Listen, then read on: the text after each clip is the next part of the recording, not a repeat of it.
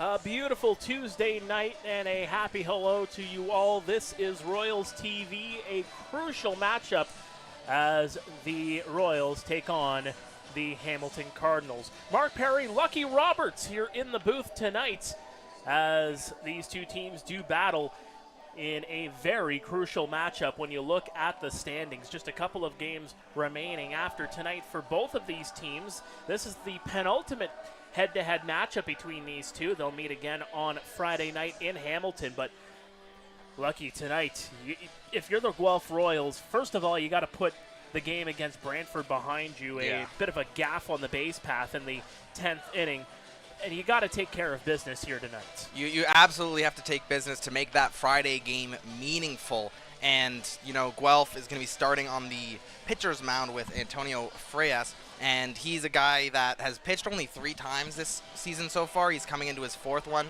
I'm looking to see him set the tone early, get some strikes, and then maybe pitch, 3 or 4 innings. He's only pitched a maximum of 4 innings so far this season, and then, look into a Custodio, Cush, or Garcia to finish the game out.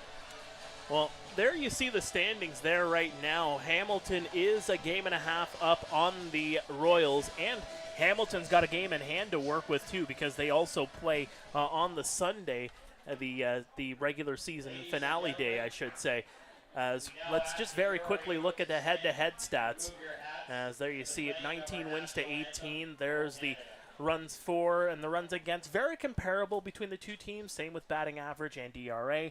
We'll see how they do here tonight here at Hastings Stadium in Guelph. To the anthem we go, and then we'll have some baseball for you.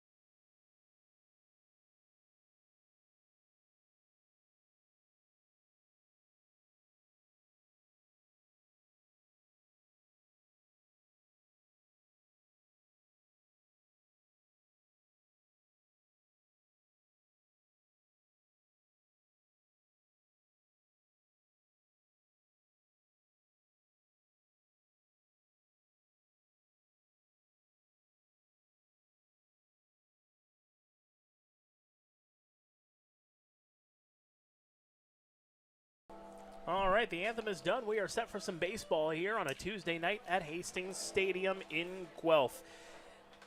Rather hot day, because we had a lot of showers in the area in the late afternoon. Almost didn't get here, in fact, but we are getting ready for some baseball. Beautiful conditions. The sun has popped out, sitting at around 26 degrees. Yeah, it was a little bit of whiplash for me. I got up, I was like, what a nice day out, water the plants and stuff, and then I get on Highway 27 on the way to Guelph, and it just starts pouring down on my car. You get stuck there, and you're like, are we going to even have a game today? And then it all of a sudden opens up, and we have some nice heat here in Toronto after a bunch of heat that we've been hit in the Ontario area, in Guelph, I should say, but yeah. All right, well, let's take a look quickly at the umpires for tonight's game. Nick Leffler is in behind home plate. He's calling the balls and strikes. Daniel Newell is the first base umpire, and over at third base is Chris Long. As the Guelph Royals defense being introduced to the field here, let's take a look at the lineup for the Hamilton Cardinals, managed by Luis Bernardo. Absolutely. We've got Dominguez leading off here, followed by Nickel, who's going to be playing short, Duncan in center field, Brown at third base, Hernandez, who's been having a great season so far, a 945 OPS, will be in the 5 slot, Hildebrandt DHing, a hulking left-hander, and then Young, Veloci, and Lawrence to finish out the lineup. Well, They will be taking on a gentleman that you just referenced not too long ago, Antonio Frias. And again, this is a game where you're just trying to get some appearances under your belt as you're trying to qualify for the postseason. We've been talking about it a lot over the last couple of weeks. You're going to continue to hear about it ad nauseum for the remainder of the regular season because it is super important to get guys available for the postseason. You need 5 appearances and 10 innings of work as a pitcher in order to qualify for the IBL postseason. And Antonio Frias, just short of that, looking to possibly get into that conversation here tonight. Yeah, as we said, he has enough innings. He still needs a couple more appearances, and so this will be one of them. And looking to see him eat a couple of innings here, especially in such an important matchup against the Cardinals. And you'll probably see him one more time to end the season. And yeah, it's interesting. I always think to start out with a guy like that, right? He has a 5.40 ERA so far this year. You know, it's been a bit rocky for him. He had one really good start, and then he's had been buckled in with a couple 2 rough ones. And so we'll see if we can get him back on the right track. Well, interesting to know too. This is his first home appearance of the year. All 3 of his earlier appearances have come on the road in Kitchener, Hamilton, and London, respectively.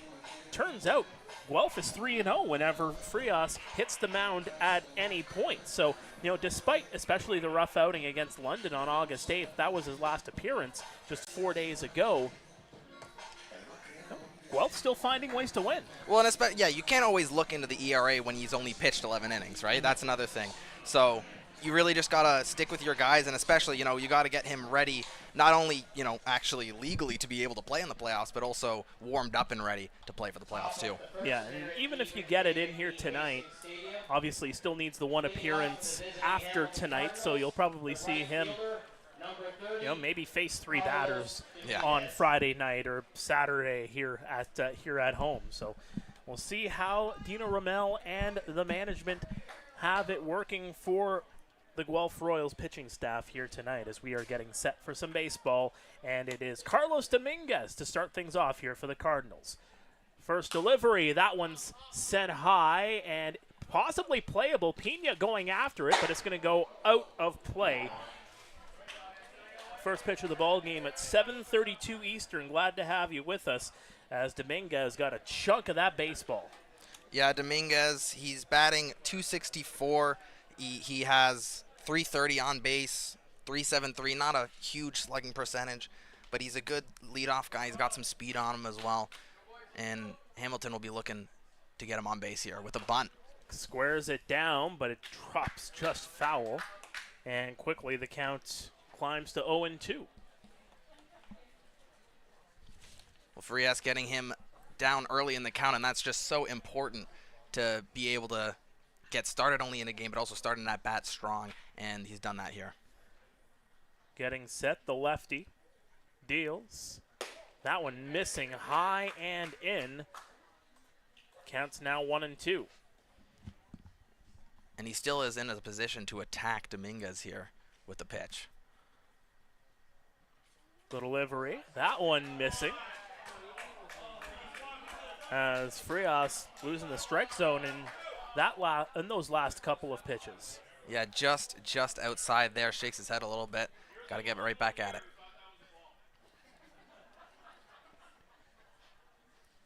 Frias now taking his time. Pena set up on the outside. That one's put into left center. It's going to drop and get all the way to the fence. Dominguez circling around. He's going to get into second. He's thinking 3. Throw into third, not in time, and it is a leadoff triple for the Hamilton Cardinals right fielder. Yeah, a bit of a breaking pitch right over the heart of the plate, and Dominguez makes Frias pay for that one, hitting it right into the left field gap and takes third base with him. I told you he had some speed on him, and he showed it right there. Definitely. Well, let's take a look at the defense in behind Antonio Frias here for the Guelph Royals. There you see it. Patterson, J.D. Williams, Andy Leader working from left to right in the outfield. Matthew Ward is the third baseman tonight. Moro, Torres, Takamatsu working the rest of the infield. And in behind home plate is Kaner Pena. Here's Brandon Nickel, the shortstop. First pitch, a little high. Looking to attack Nickel here. I think it's always important, as I was saying earlier. You got to get ahead early in this count. The 1-0. Swing and a miss. Good delivery, good location there from Frias as he just puts it inside and forces the swing from Nickel. Brandon Nickel from Southern Arkansas University, the 24-year-old, born in Milton. He's a Ontario boy.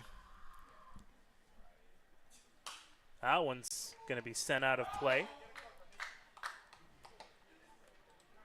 And it's got to be in your head for Frias Dominguez there on third base, right? You cannot let any hard contact go, and it's sort of the type of thing where you might have to, in your head, let him score, right? You got to just get outs after that, right? Because it's going to be so hard to not let him in. So it's a 1-2 count here on Nickel. Frias, the delivery. That one's put into left field. It's going to drop fair all the way to the fence. It goes. Trotting into scores Dominguez on an RBI double from Brandon Nickel, and Hamilton has taken an early 1-0 lead. And Hamilton is jumping on every single mistake so far. Frias just with the 2, but they've been capitalized on and hitting the right spots as well. Both to left field, one in the gap, one down the line. And they've already got one run up and a man on second with no outs. You can't leave these over the heart of the plate. Simple as that. As here's Tyler Duncan, former IBL MVP, the home run derby champion for the last 2 seasons. Takes one right across just above the knees for strike 1. And not a guy you want to be facing with a man on second. He has a 400 on-base percentage, slugging near 550. Just a really, really tough out. Here comes the 0-1. That one's fouled back. Well, and the good news is here, too, is that if Frias runs into a heck of a lot of trouble just here in the first inning, he's already got his innings, as you alluded to there, Lucky. You know, you can get a guy starting out in the bullpen early on and, you know, bring in a guy. You're not worried about qualifying them via the innings. You just have to get the appearances in for Frias here. And I wouldn't be surprised if we didn't see some bullpen action pretty soon here, especially if Duncan gets a on base here. That one missing on the outside. 1 ball, 2 strikes. Well, there's already a couple of guys standing up out there. I think they're just walking around. Not necessarily any throwing out there as of yet, but if you start a game with 2 extra base hits, it's got to be in your head a little bit. I think so. Yeah. Well, 1 ball, 2 strikes, the payoff. That one missing down and away. Still 2-2 in the count here. Still got many options for a pitch here, even though he's put 2 off the plate. But Duncan knows he might be getting something to hit here. Will he? That is the question. Here comes the 2-2. Swing and a foul tip into the glove for strike 3. And Duncan goes down, 1 away. And a big out to just settle the nerves a little bit there for Frias. Getting Duncan out, probably the toughest one of the 3 to get. Now up comes Brown. Yeah, Jaden Brown, the third baseman. Jaden Brown played his university ball at the University of Texas Arlington from Mississauga. The 24-year-old, and we're going to have a talk here with Frias before they approach him. Dino Ramel has come out to the hill just to have a conversation with the infield, as well as Frias and Pena, as there is some throwing in the bullpen right now. I'd imagine that's just a signal of, hey, maybe you get through a couple more guys, try to get out of the inning, but you know, if another run comes in to score, I might have to pull you. Yeah, because this is such an important game. You need every single advantage you can get. And if Frias doesn't have it today, you got to look to something else. So Jaden Brown will come up here, the Mississauga native, former 40th round pick of the Washington Nationals back in 2019. That one missing just away for ball 1.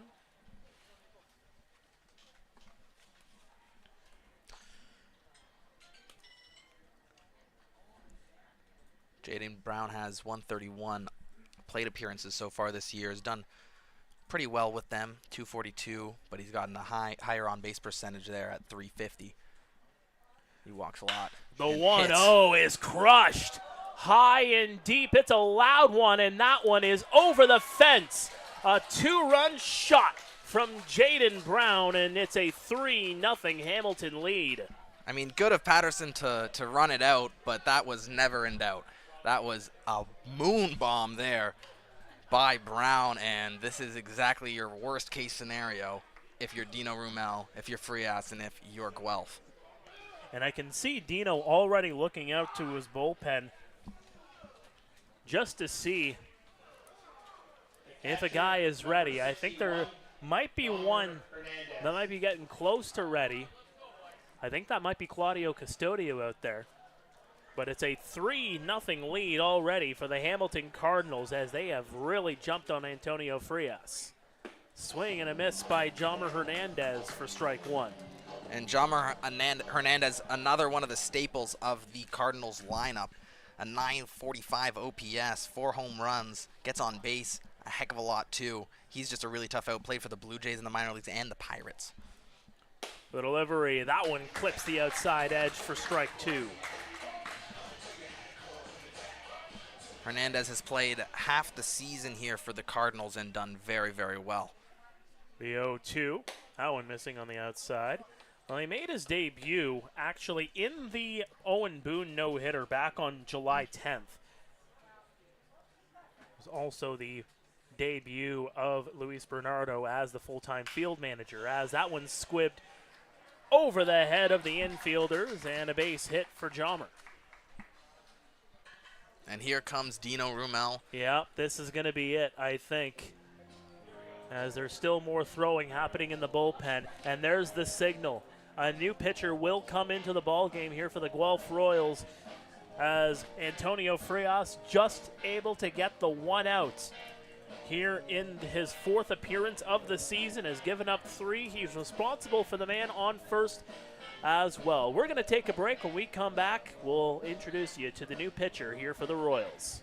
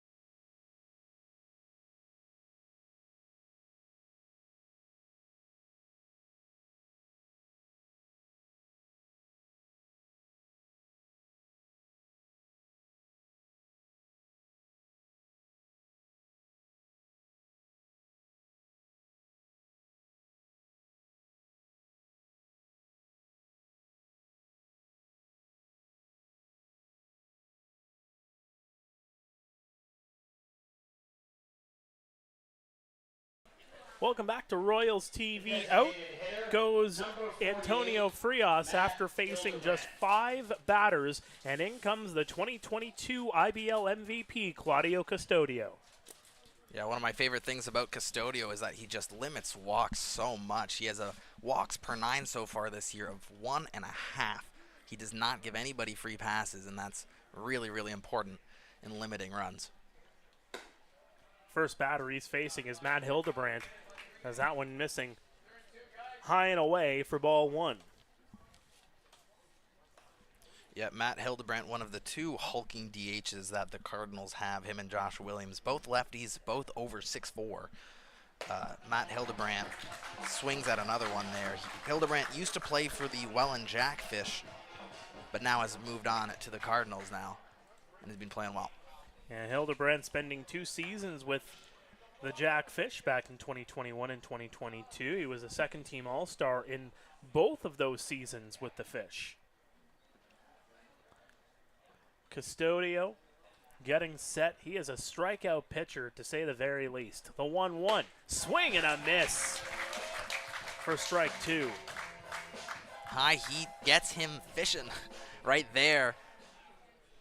Matt Hildebrandt with his eyes got a little big there and swung there for the fences. So just the 1 out. The 1-2 missing upstairs. You thought, if he went, so how far is he willing to go? That's the question. He swung at that one. How far is he willing to swing at? And that one a little too high for Hildebrandt. Well, Claudio can get you to swing out of your shoes, that's for sure. Well, this is appearance number 5. The 2-2 swing and a miss. Strike 3. Claudio puts down Hildebrandt. Yeah, and we were talking about it in the pregame. You get Frias to eat up a couple innings. He wasn't able to do that, but you still turn over to a Claudio Custodio, a Jacob Cush Garcia for the rest of the game, and you can still have that solid pitching the rest of the way to hopefully ready the ship here, as it's been a bit of a shocking start here in Guelph. Well, Russell Young now the batter. He's playing first base tonight. There's a swing and a miss for strike 1. Well, the question with Claudio is, when he comes here in 2025, are you going to get the IBL MVP version from 2022, or are you going to get, kind of an evolved version, or maybe a reduced version of Claudio? That's kind of the big question, as that one's fouled back. Well, I think so far, Custodio in his 11 innings pitched so far has been very, very solid. It's hard to, he doesn't really have enough of a rapport so far with the team to really settle into a role that, is he an ace? Is he a guy that comes out of your bullpen? What do we have here? But he's been really, really solid, 3.27 ERA, and has a great start with a strikeout so far. That one is right across for strike 3. Gets Young looking. But the Cardinals jump on Antonio Frias and put 3 runs on the board, including a 2-run home run from Jaden Brown, and it's Hamilton 3, Guelph no score, and a little bit of shell shock here so far for the Royals and their fans. Yeah, absolutely. The Royals, one thing that I wish they did more was hit home runs like you just saw there from the Cardinals. Only 22, which is the least in the IBL, 22 home runs for the Guelph Royals this season. And I think Takamatsu has 6, so almost, a fifth of them has come from his bat. It's something that they have gotten actually more of with the signings of Torres and Pina, both of them hitting 2 home runs in there about 8 games. So obviously this lineup a bit more juiced as we come towards the playoffs, and so hopefully we'll see a couple more balls leave the yard for them. Well, let's take a look quickly at the lineup for the Guelph Royals, as they will send their lineup to the plate here tonight. What are we looking at? Yeah, we're looking at Morrow starting off at short. He gets on base quite a lot, 262 batting average, but 376 on base. Then following him is Ward and Torres. Torres, we were talking about earlier, he has a 1366 OPS. That is incredible numbers through 8 games. Very important, got to say that. Takamatsu following right behind him, who has a lot of games and still a really, really high OPS in the 900s. And then we have Pina behind them. Toppoli, who's looking for his 500th RBI in his entire career.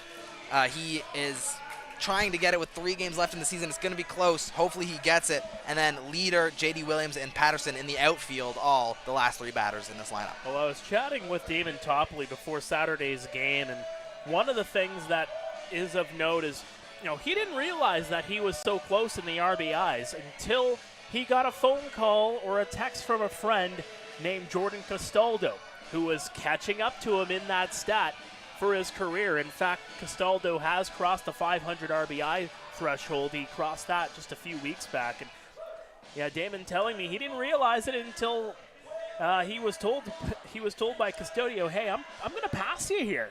What's going on here? So do you think it was for Topley, you think it was, I want to get back so I can get my 500th, or I need to make sure I stay ahead of Castaldo? Well, I think there is that healthy competition. Yeah. The two of them have been teammates for a long time. But I think more importantly, A, you're looking for that ring, first of all. But two, also, you're coming into this organization not only to be a contributor, but also be a guy behind the scenes, a guy that can be a voice because, let's face it. I mean, what year were you born in? 2005. Okay, so Damon Topley was already around for 10 years in the IBL before you were born. 1995, he made his debut with the Stratford Hillers. So he's got a whole lot of experience to work with, and that is going to be ball one here on Connor Morrow. But that's the whole thing, is you're bringing in all that experience, all that knowledge, and he could be a bullpen catcher for you as well. I wonder how many RBIs he had on the day I was born at that point. Ooh. That would be a good tidbit for next time, I guess. We'll have to look. We'll have to look that up. Hey, if they can do NHL and have stats since Sidney Crosby joined the league in 2005, I'm sure they can pull that up for Damon Topley. It's a work in progress, though. I've dabbled quite a bit with a lot of the behind the scenes, putting stats together with the league. So it's tough. Here comes the 1-1 here on Morrow. And that one just missing inside. 2-1. As he takes on Francis Adames here for the Hamilton Cardinals. We'll get to his stats just after this next batter. Adames deals. That'll go across for a strike. Yeah, we're caught at 2-2 here. Francis Adames on his 8th start of the year for the Cardinals. He's the closest thing that the Cardinals have to an ace. They're really pitching their best here to try to solidify their playoff standings here. He has 2.94 ERA and 33 innings pitched. He's been great for them. The 2-2, that one missing downstairs. Well, he's a close second to Owen Boone, who has probably been the best pitcher in the league this year. The only one to really get it. Well, he threw the first no-hitter in 48 seasons in the IBL back on the 10th of July.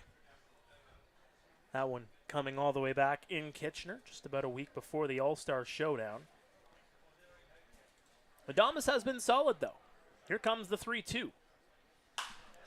Set high, and that'll go out of play into the beer garden. Well, that's the thing with the Hamilton Cardinals, Lucky, is when you look at how they have put this team together over the last couple of seasons. There was a little bit missing when it came to the pitching depth a couple of years ago. Not so much here in 2025. They have quite a bit to work with here. The 3-2, that one is going to be laced foul. Well, no, absolutely. Hamilton has really, really built up their squad over the years, especially of recently. And Adames is one of those players that you bring in and you bump some guys a bit lower down in your pecking order. Like, okay, it's starting to come together here. We can understand where everybody's role is here. He pitched, 31-year-old. He pitched in the Brewers in High A a long time ago from the DR. There's a swing and a miss for strike 3 as Connor Morrow goes down. Well, let's take a look at the stats for Francis Adames here just to wrap this up. There you see with a 2-4 record, and again, that K per 9 and BB per 9. That's pretty solid. Just above 9 Ks per 9 innings and just under 3 walks per 9. So you like to keep that right where it is and maybe improve on it a little bit. We'll have to see how he fares against Matthew Ward coming in here in the number 2 hole. That will go right across for a strike just above the knees. And Ward, I'm going to say it again, but I'm a sucker for him because he gets on base. He has a .376 on-base percentage. He walks quite a lot. That one missing inside. Well, and there's a reason why he's an IBL All-Star. I mean, Yeah. he started as the everyday catcher for this team. Then you bring in Kaner Pena. You have an option in Franklin Torres as a catcher, too, and that'll go across for a strike. As you know, Ward, he has played quite a bit of infield, more specifically over at third base. Even got to see him pitch against Brantford the other nights. Jack of all trades. Absolutely. Here comes the 1-2. That one's fouled back. Oh, he is a utility man, and you know, when I talked to him just after the transaction deadline and the Royals made those moves, and you know, I saw him listed as a third baseman for a game. I said, "How much third base do you play?" He's like, "Oh yeah, I play quite a bit."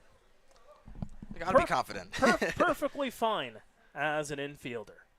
The 1-2, swing and a miss, strike 3, and Ward will go down 2 away here in the first. And here comes Franklin Torres. As I was saying earlier, his stats are sort of out of this world so far this year. Obviously, very small sample size.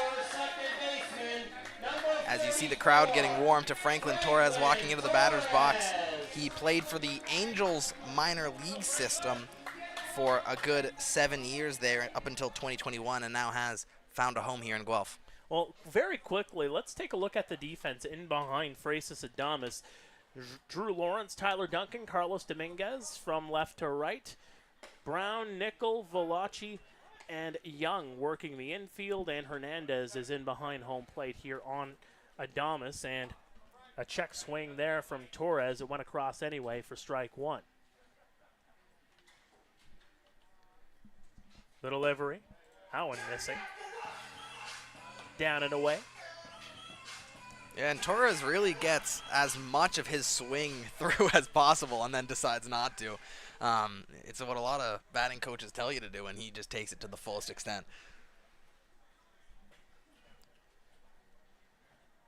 Here comes the 1-1.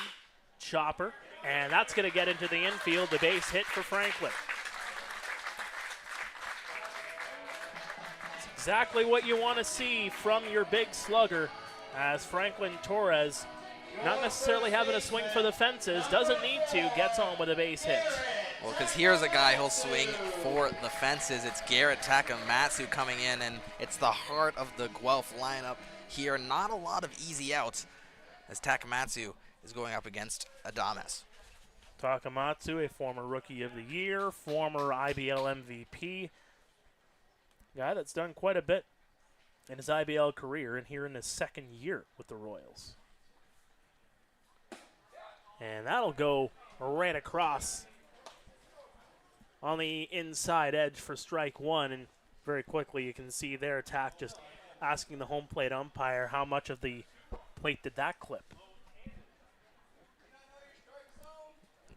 Takamatsu coming from the Quebec Capitals. Played for them in 2023, has had 2 years here in Guelph, and he's been incredible from the start, and he's really found a great home here. He's from Toronto, Ontario, 25-year-old, really getting into the prime of his career right now and making it count. And he's another guy that benefits from having Damon Toppoli. Toppoli was actually the manager of the Maple Leafs when Garrett was over there. The 1-1, swing and a miss for strike 2. So if anybody knows the skills that Tak brings to the plate and to the defensive side of things, it's Top. And Takamatsu, he's been around for a while. The last time I was here in the booth, it was his birthday, actually, and he hit a smashing home run. There's a swing and a miss for strike 3 as they started Torres. No biggie at that point, as that is going to be the third out of the inning. We are through 1 here at Hastings Stadium in Guelph. It is the Hamilton Cardinals 3, the Guelph Royals no score here on Royals TV.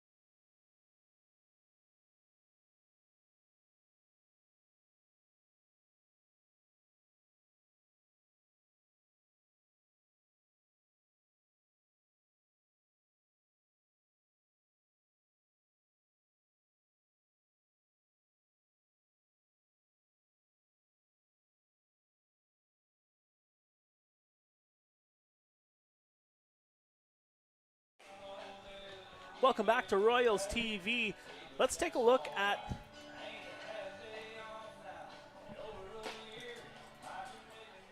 the standings chaos that we have seen here in the IBL. There you see it.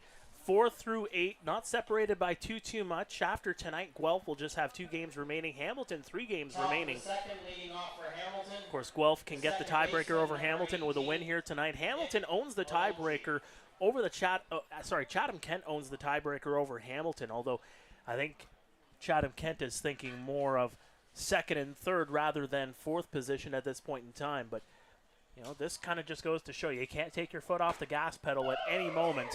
You want to keep yourself higher up in the standings so you can avoid some of those big matchups in the first round. Well, and both the Cardinals and the Royals sort of in the heart of the standings chaos, as you were saying. But also, they are atop of it, right? And they're trying to be the benefactors of it. If it's everybody's close, but if you stay at the top of it, you can sort of get a better position than maybe your record would even say. Well, here's Nick Filacci. There's a swing and a miss for strike 3. 3 pitches, 3 strikes, and Claudio's already got 3 Ks. And that'll bring up Drew Lawrence. The left fielder, number 1, Drew Well, Custodio, another one of those guys with Blue Jays and MLB minor league experience, got all the way up to the Bisons. AAA for the Blue Jays, played for Puebla in Mexico in 2024, and now is with Guelph. He starts off with a ball. Yeah, didn't miss by much there here on Drew, the former London Major. The 1-0 is going to be sent foul. Well, if you need to get your team back into the swing of things, you can't do any better, really, than Claudio Custodio to try to just ease the defensive burden. A guy that just hits the plate, and really just has so many different weapons in his arsenal. Yeah, so many different weapons, really attacks batters, like you were saying. Really hard to stay on balance with him. There's strike 3, yes, indeed. 4 straight strikeouts for Claudio. And there is 2 away here in the second. Well, I think coming in for him, it was the mindset is sort of like, okay, I'm going to take control of this game right here and just strike out 4 straight guys. He's been dominant, and he's not letting anybody even sniff getting on base here. Carlos Dominguez hit a triple to lead off the game. That one misses downstairs as Claudio trying to pick that bottom corner. And we'll see where he bounces back after just missing that pitch right there. The delivery. There's a swing, and he got a piece of it. Right back to the well off the plate, and this time Dominguez likes what he sees and just tips it back. Well, again, it's changing the speeds, just trying to throw off the batter and his timing.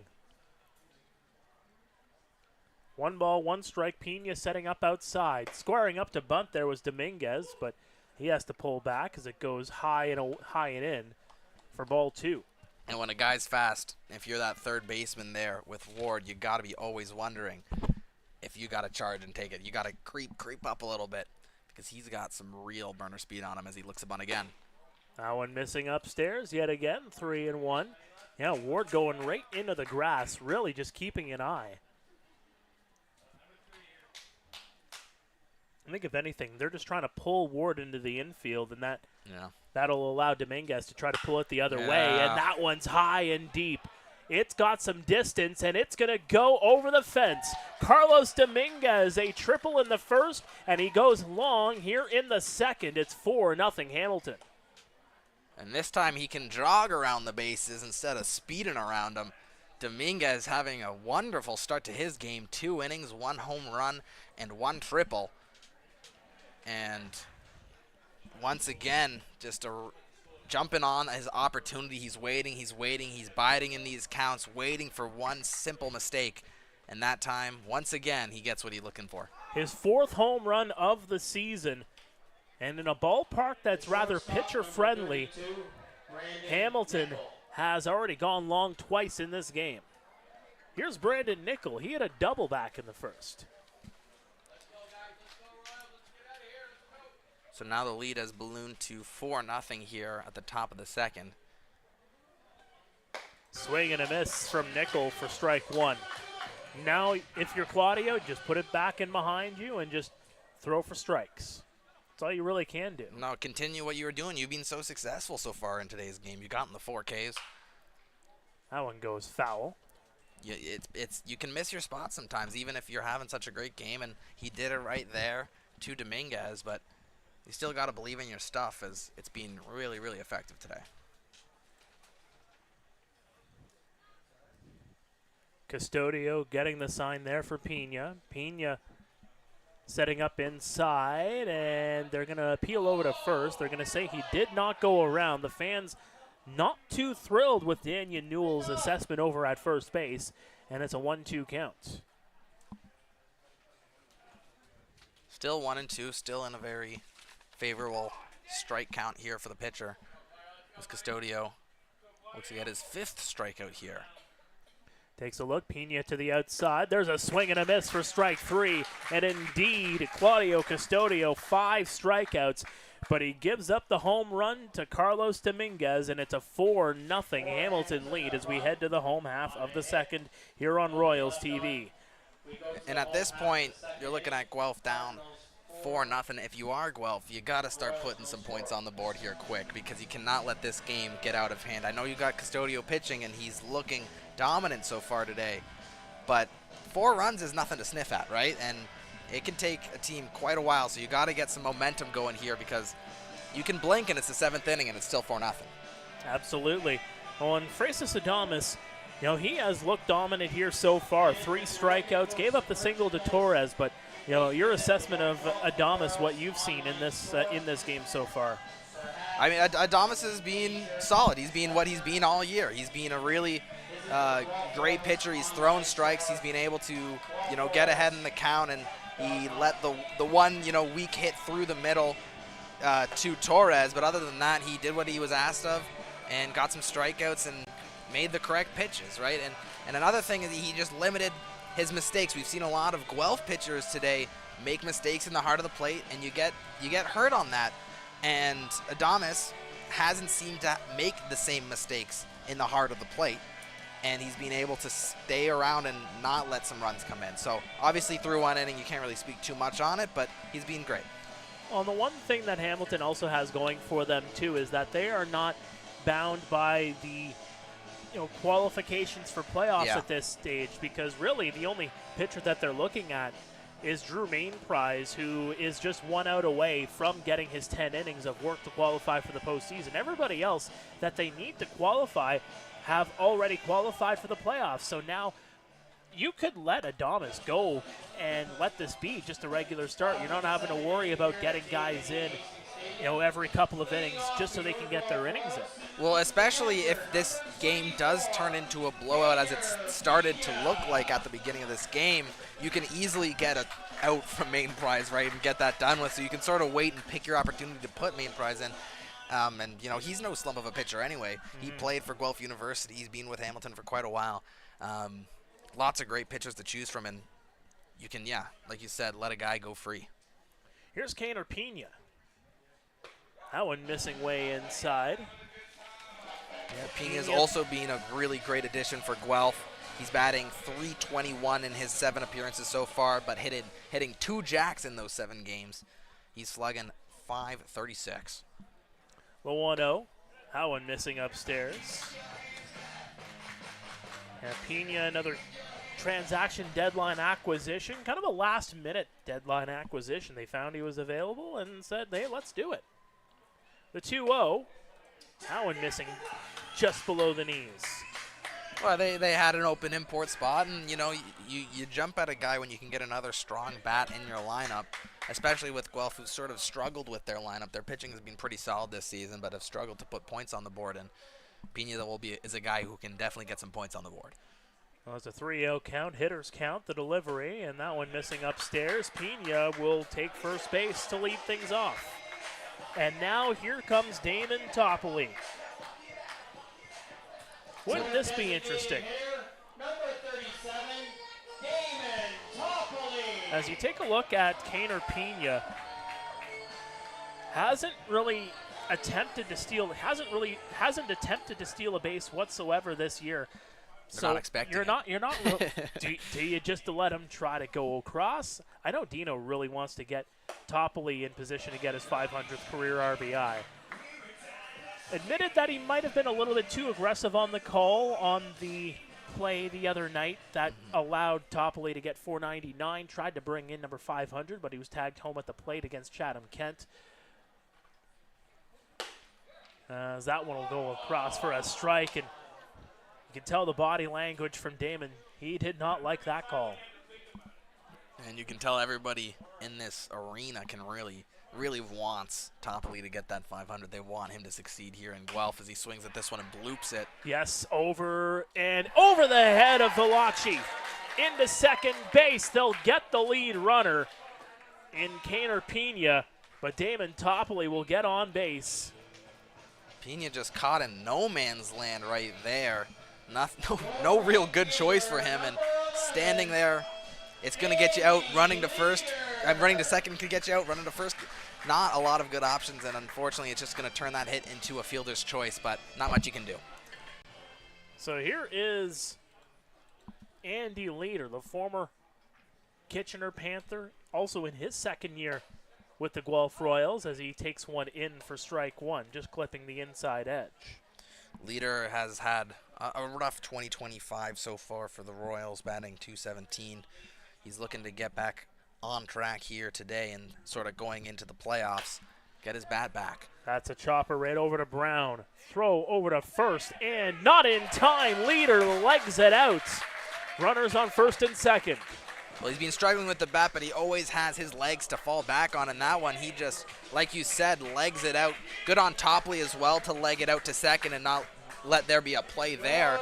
And Leader is able to steal first base right there. And now comes J.D. Williams. Mr. Left Turns Only, J.D. Williams, the center fielder. J.D. Williams, another player who used to play for the Quebec Capitals in the Frontier League, played in the minor league baseball for the Cincinnati Reds as well. That one's going to get through the hole. Toppoli circling around third. He's going to get the stop sign. The bases are now loaded.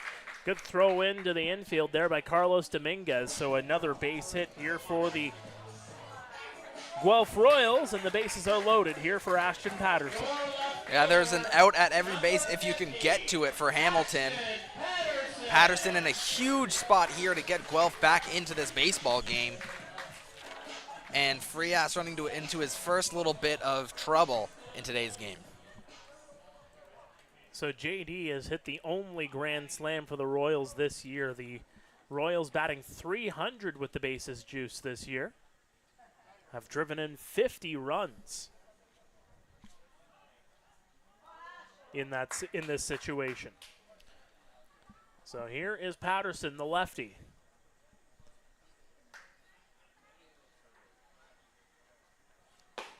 That'll go across for strike one. Patterson hitting .200 with the bases loaded this year. And Patterson very familiar with the Guelph area. He played for Guelph University, only 22 years old, so possibly just recently graduated. And he's been getting acquainted here in the IBL so far this season, batting .125. He still really needs to find his legs, but given an opportunity here. That'll miss inside. Well, a guy that's really more brought in for his defense than his actual offense, as you can see where he is in the batting order, but has come through in some clutch situations this year. Adamas will get the sign here as Hernandez sets up a little bit more in.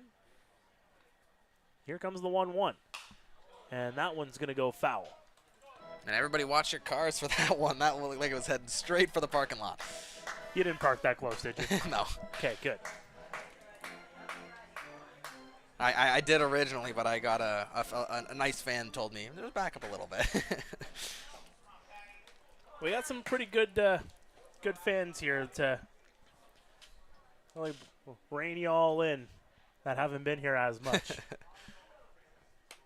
So Toppoli on third, Leader on second, Williams on first. 1 ball, 2 strikes here on Patterson, just the one away. A deep fly ball could put the Royals on the board as that one misses for ball 2. But Patterson can't look at that one too many times. That was a 50-50 ball, and Patterson got the right way of that one, that's for sure. It was right at the knees, just below it. Adames, here comes the 2-2. Swing and a miss for strike 3, and Patterson not too thrilled that he swung through that one, and there is 2 away here in the second. And now in the big spot, it's going to be Connor Morrow coming in. This is an opportunity that Guelph really can't turn down here. They've got to get some runs on the board, and Morrow's going to have to got to do it. Morrow, .364 on base percentage from Cheltenham, Ontario, formerly of Kansas University. He's played 15 games so far this year for Guelph, and I would argue not a bigger spot than now. Yeah, Morrow, a strikeout in the first inning. Former 3-time IBL champion, was a Rookie of the Year in 2016. And that one misses way inside, and Morrow gets out of the way. Some crazy movement on that one by Frias as well, because that looked to be on the other side of Morrow, but it bends in and just misses him. So Connor looks to get reset. 7th year in the league. He's got plenty of experience. 0-1 is going to bounce off of Jommer, and 1 run will come in to score. The stop sign's put up. But runners now on 2nd and 3rd, and the score is now 4-1. On a pass ball, not the way you wanted it to go if you're Hamilton.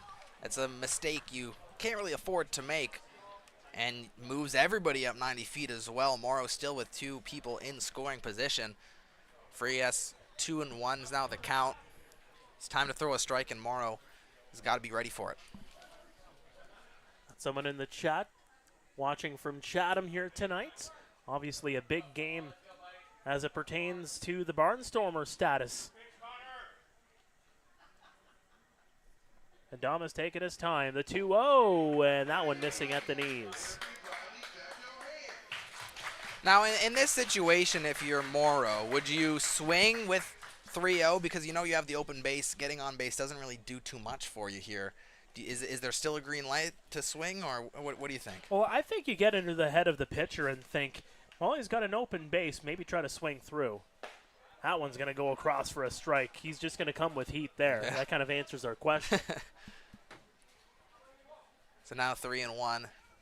Now definitely swing away here if you're Connor Morrow. Got to get these guys home. See if they offer. See if he offers something juicy here for Morrow. Here comes the 3-1 chopper, and that'll go foul. Puts the count full with 2 away. Leader and Williams will be off. Shout out to Don Fell watching. Of course, Donnie Fell's father. Donnie's doing a great job here at Hastings Stadium tonight.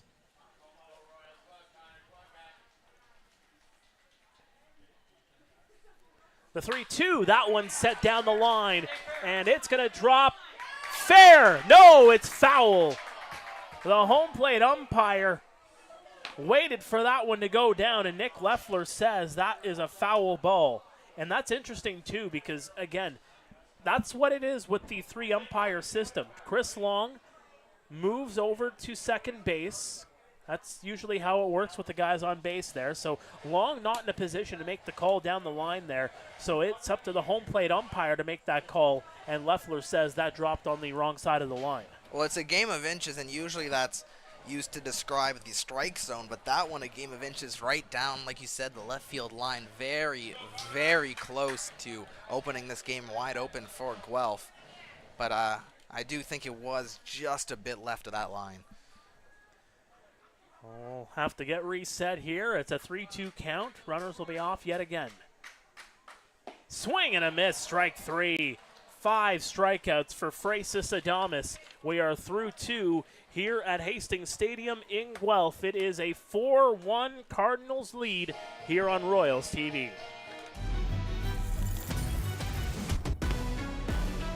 Heard you looking for a hero. Well, look up. Yeah, I got the heart of a champion. If I get knocked down, I get back up.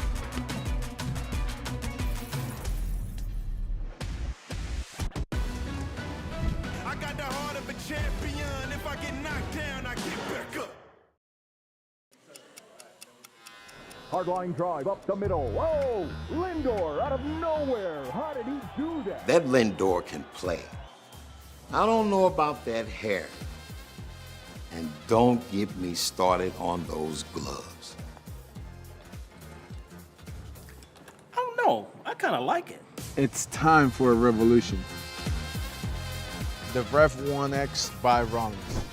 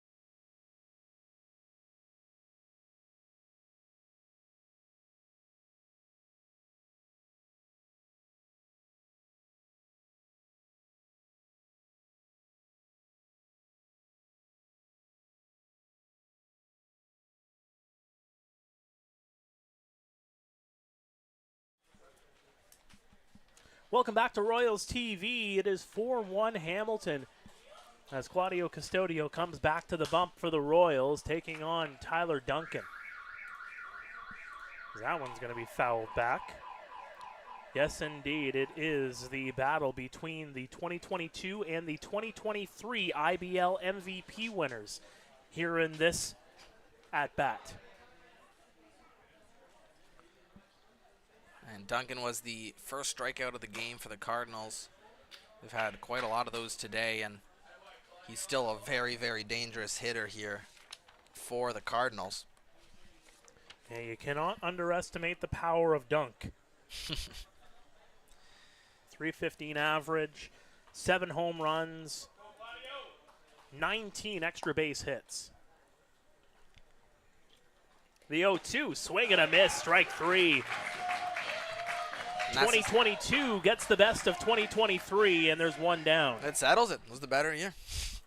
100%. Tyler Duncan, his second strikeout of the game. Not a great outing for him so far. Number 6, Jaden Yeah, Brown. 2022 was a great year. It was all right. Just coming out of the pandemic, 2023 you can argue is a little bit better, a little bit further away from pandemic times, but nonetheless, a whole lot of things happened in those 2 years. It all blends together for me. It really does. All that seems like the same year to me. I can't even remember what I was doing in those years, but 2022, I think. 2023 seems like it was last year to me. It feels like it. It really does. The 1-0 is going to be fouled back there by Jaden Brown.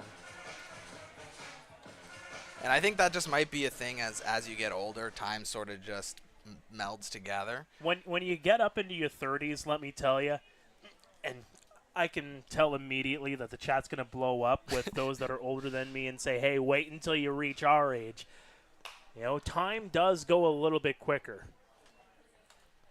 Well, I can already recognize that since, I was in my teenage years and even younger than that. Like, I remember thinking a month, was never going to pass, and now I get by those once a week. Well, there's the old memes out there, right, where it has January, February, March, April, May, June. There's a strikeout there on Jaden Brown. Claudio Custodio is up to 7 strikeouts already.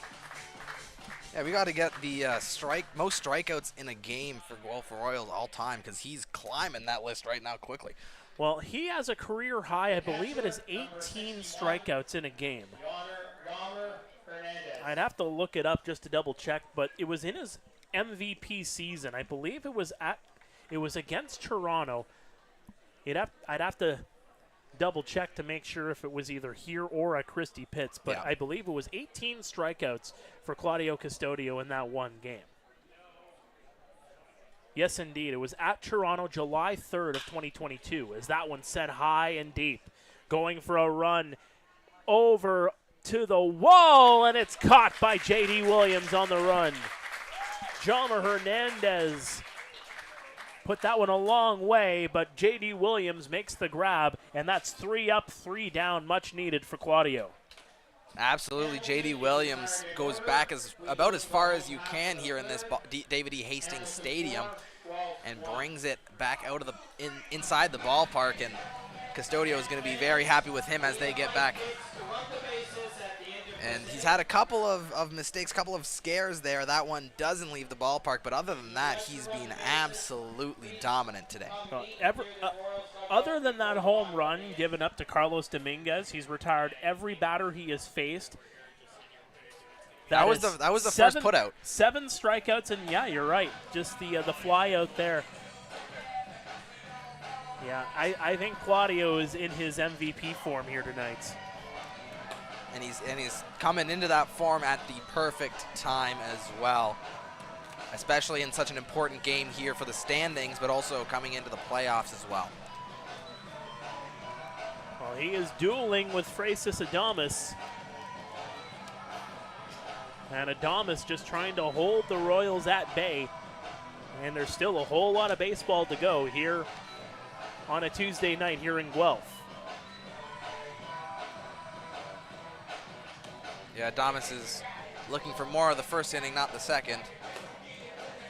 But he was able to get out of that scare, and he still pitched pretty solidly here. It was the middle of the Guelph Royals lineup that gave him a little bit of trouble, and he'll be heading into that once again. Yeah, it'll be Matthew Ward, Franklin Torres, and Garrett Takamatsu due up here for the Royals. So not an easy task for Adames here in the third, as again the Royals, the one thing that has been kind of their Achilles heel, especially in the last couple of games, is their ability to score runs. Obviously blanked against Welland back on Saturday. Got a few runs, got 4 runs against Brantford on Sunday, but just could not rein it in and get the victory in extra innings. They ended up taking a 4. In fact, it was 2-2 going into the 10th in that game against Brantford. They score 2 runs, and then that gaffe in the bottom of the 10th allows Brantford to come back and get the win there. But, with this amount of firepower that the Royals have employed, you think about that lengthy win streak that they had just before and after the All-Star Showdown, where they had 5 wins in a row, 7 wins in 8 games. They were putting up quite a bit of runs in those games, but in the last couple, it's kind of subsided a little bit. Yeah, and it's especially looking at the playoffs. It's always, you got to look at the hottest team, because they always really like to make noise in the playoffs. And last year you could see that with Guelph as well, right? They caught some fire, ended up going all the way to the finals, and they'll look to catch fire once again. And that's obviously something that Dino knows very much well, and he's got to make sure his guys are ready and in the right mindset coming into playoff time. Here's Matthew Ward facing a 2-0 count. Chopper off the end of the bat. It'll go foul. Well, and he's got the guys to stay hot. It's just a matter of ensuring that their bats are doing the job that they have been called upon to do. Absolutely. Like, when you look at it, they always say, it's why you play the games. As that'll go in for strike number 2. On paper, you might have the best team to work with the numbers that they can put up, but on any given day, those numbers could just go right down the wayside. And you look at the Brantford game that's a perfect example of that, right? Where anybody can beat anybody at any time, right? And even the Welland game, you only got 3 hits in that game. You're not going to win too many ball games with just 3 hits through 9. Well, it's a 3-2 count here on Ward.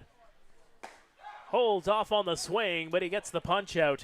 6 strikeouts for Freitas Adames. Catches the outside corner for Adames, and that was just a great pitch. I think one that Ward was never going to swing at, and gets the strikeout there to put out the first inning. And here comes Torres. Franklin Torres had the chopper back in the second inning to get on base early, but was not able to get any further than that.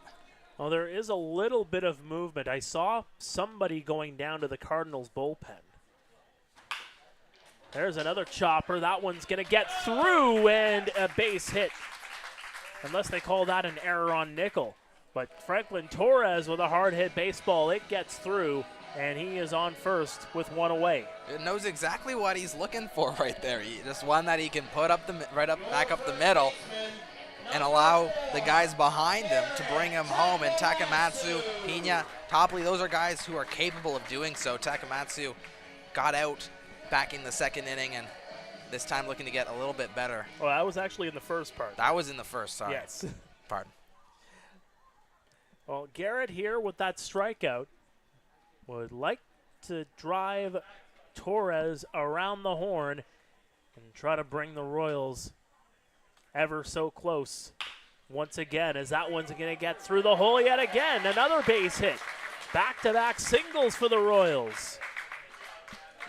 And you think back to that second inning and having the bases loaded there, you can tell that they're starting to get some confidence, and it's starting to continue here in the third. Well, and it's also something that is indicative of their entire season. Like I was saying, they only have 22 home runs. You look at a lot of their guys, and they have a lot higher on-base percentages than slugging, right? A lot of these guys even like a higher number on base than slugging. Well, and so they're able to get on base, they're able to move 90 feet, but you have to be able to bring those guys home, which is something that they've struggled with. So here is Kaner Pina. He walked back in the second. Well, it's 3 simple words. Find a way. And that's going to go down the line foul. Missed Dino by a couple of inches. Didn't flinch, though. He'd be a good poker player. Oh, yeah. I lose all my money. And he'd have a pair of 2s. Well, it's the old saying in poker, and it can transfer to other things. You don't play the game, you play the player. I usually play the game, and that's what I do wrong. I'm like, let's play poker. And Gotta get you to watch Suits, my friend. Harvey Specter can teach you a whole lot about poker. That one missing. Throw into second base, and back in safely is Torres.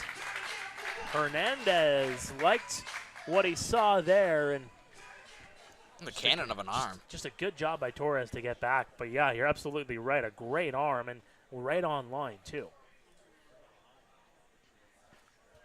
I think Torres is lucky to be still standing there at second base. That was very, very close play, and you got to be weary now if you're Guelph of testing your luck a little too much. No balls, 2 strikes. Hernandez setting up more on the outside. The delivery is going to miss in. I don't know if that's just a miscommunication between the pitcher and the catcher, or that's just playing to the strategy and, trying to, get in Kaner's head and thinking, hey, he's pitching outside. Nope, it's going to come inside. Just try to throw him off.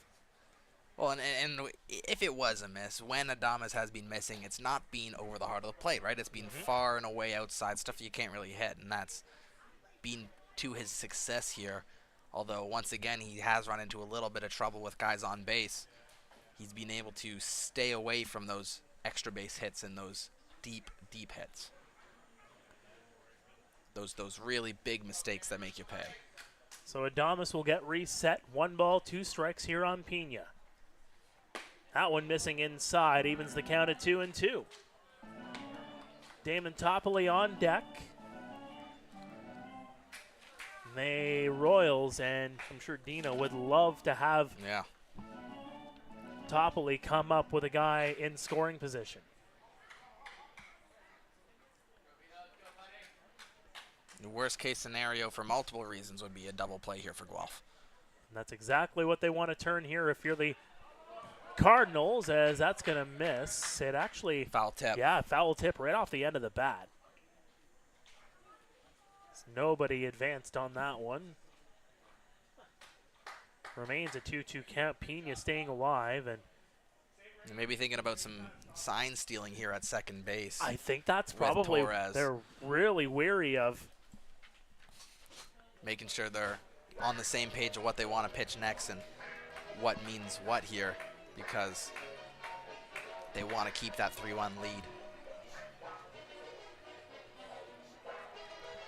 So they're not going to charge a mound visit.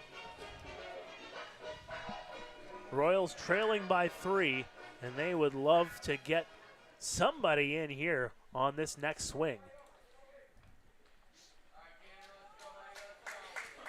Kaner just having a quick conversation with Nick Leffler. So we start to go under the lights here at 8:36 Eastern.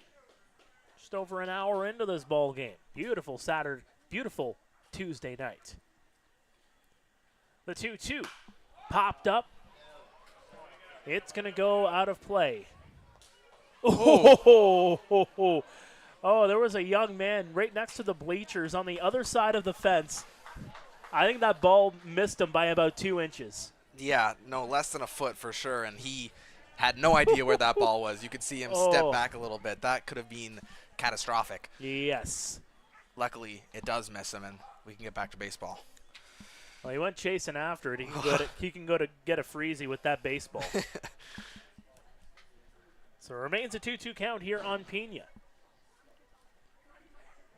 The delivery. That one's fouled back. No harm on that baseball, that's for sure. Staying alive is Pena in this at-bat. He is swinging and making contact at least and keeping himself alive, getting deep into the pitch count here for Adames. Yeah, number 8 of the at-bat upcoming. The 2-2. That one is going to go over to Brown. In for 1, over for 2, and he's safe. Reaching on a fielder's choice is Pena, and that'll put the runners on the corners with 2 away for Damon Topley with a chance to reach a milestone if he puts this one in play. And everybody knows the stakes here for Damon Topley. The perfect opportunity for him to get his 500th RBI of his career.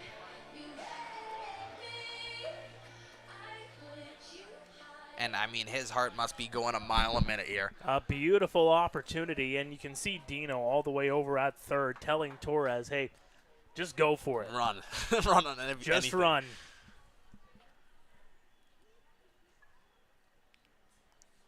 Upstairs, 1-0.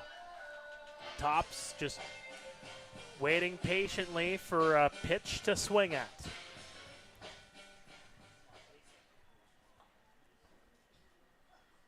Adames will get reset if Topley reaches. Andy Leader is on deck. 4-1 scoreline here in the bottom of the third. That one is going to get off of the glove, over to first in time, and that will retire the side. As it was a hot shot to Adames from Damon Topley. And we are through 3 here at Hastings Stadium in Guelph. The Hamilton Cardinals with a 4-1 lead here on Royals TV. We'll be back after this.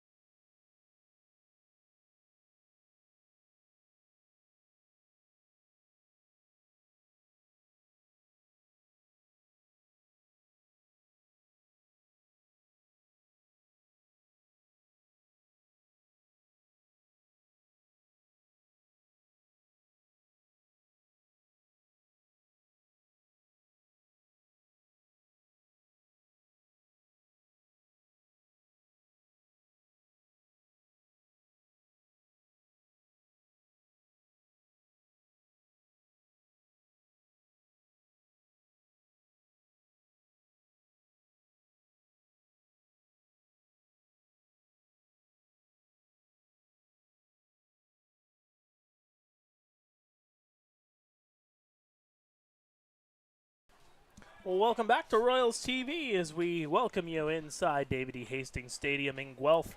Top of the fourth, the Hamilton Cardinals 4, the Guelph Royals 1.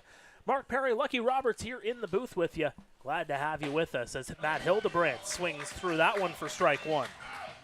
Claudio Custodio still in the game here for the Royals, and he is throwing gas. Yeah, I wouldn't take him out. I wouldn't think about taking him out for even a second. He's been incredible today. Gets another strike here, down up quick 2-0. 0-2, I mean. A swinging strike and just a looking strike there for the first two pitches of this inning. Claudio gets set. The offering. That one missing upstairs. Hildebrandt struck out. He was the first strikeout victim of Claudio in this game. And then he went on a run of 4 in a row. There's a swing and a miss for strike 3. 4 pitches and Hildebrandt goes down. That is strikeout number 8 for Claudio Custodio. And you look at the back of this Cardinals lineup here. You've got Hildebrandt, Young, Veloci, and Lawrence, and all of those guys have batting averages south of the Mendoza line. And it's, just, I think, just what Custodio's looking for as just a nice run-in that he can get a bunch of strikeouts on it. It's once again another strike here, quick, early in the count. Beautiful strike.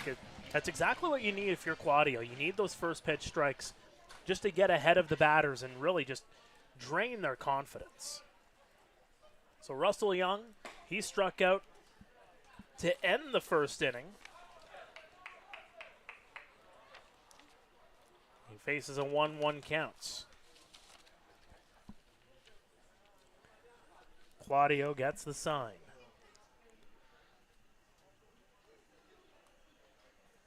Swing and a miss for strike 2. And again, Russell Young, one of the catchers on this team. He is playing first base tonight. Started off the season in Welland, but it's a bit of an overcrowding at the catcher's position out there as that one misses way outside. Ends up moving over here to Hamilton. Yeah, he played for UBC before Welland, the 23-year-old from Surrey, BC. There's a swing and a miss. Strikeout number 9 for Claudio. Still trying to find a home in the IBL, and he'll hope to continue to play for the Cardinals here. And now comes Nick Veloci. Nicholas Veloci from Newmarket, Ontario, also played U Sports baseball for McMaster University. 7 of 9 strikeouts have been of the swinging strikeout variety as Veloci takes that one way inside.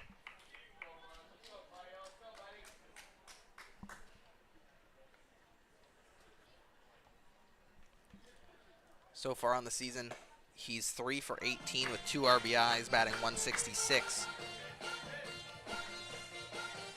And it's 1-1 here. Counts all even for Veloci and Custodio. Here it comes. Went through. That's a strike. 1 ball, 2 strikes here on Veloci. And looking for another strikeout inning. The inning he had in the... There's a swinging strikeout yet again as Claudio Custodio is up to 10 Ks here in this game. We head to the bottom of the 4th, and it is still a 4-1 Hamilton lead, picking up 3 of their 4 runs in the first inning on Antonio Frias. Claudio Custodio has just been mowing them down ever since, minus the home run from Dominguez. Well, that's what I was about to say, is that in the second inning, he had a strikeout inning. Just in between that, there was a deep ball home run. But he's still just being so stellar today. Nobody seems to be able to touch him other than 2 swings of the bat. And he's been incredible, and he's probably looking to pitch deep into this ballgame. Well, while you are on the feed here tonight, folks, don't forget to hit that like button, hit that subscribe button. You will be notified anytime we are on the air here on Royals TV. Our next broadcast after tonight will be on Saturday night. Pack the Park night here in the Battle of Highway 7 against the Kitchener Panthers. So again, hit that like button, hit that subscribe button, and you will be notified, and you'll help us get our numbers up as well. And I mean, if you don't like what you're hearing, it is what it is.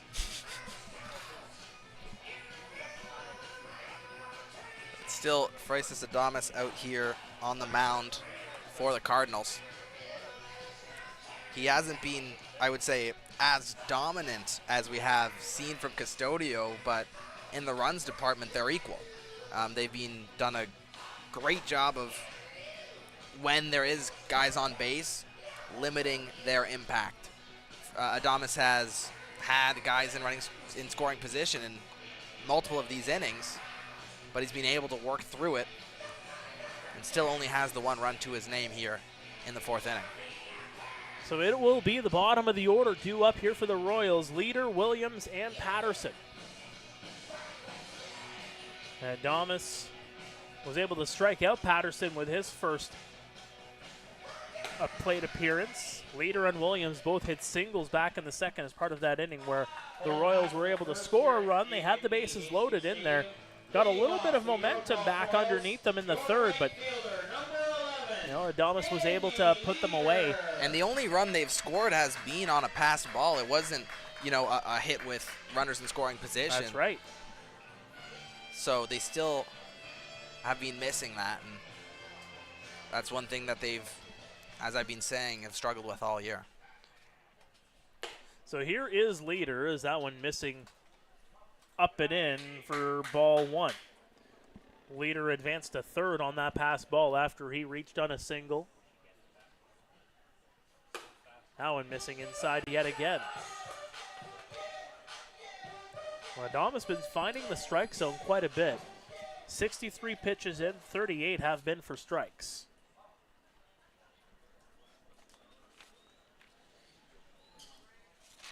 Adamas taking his time here.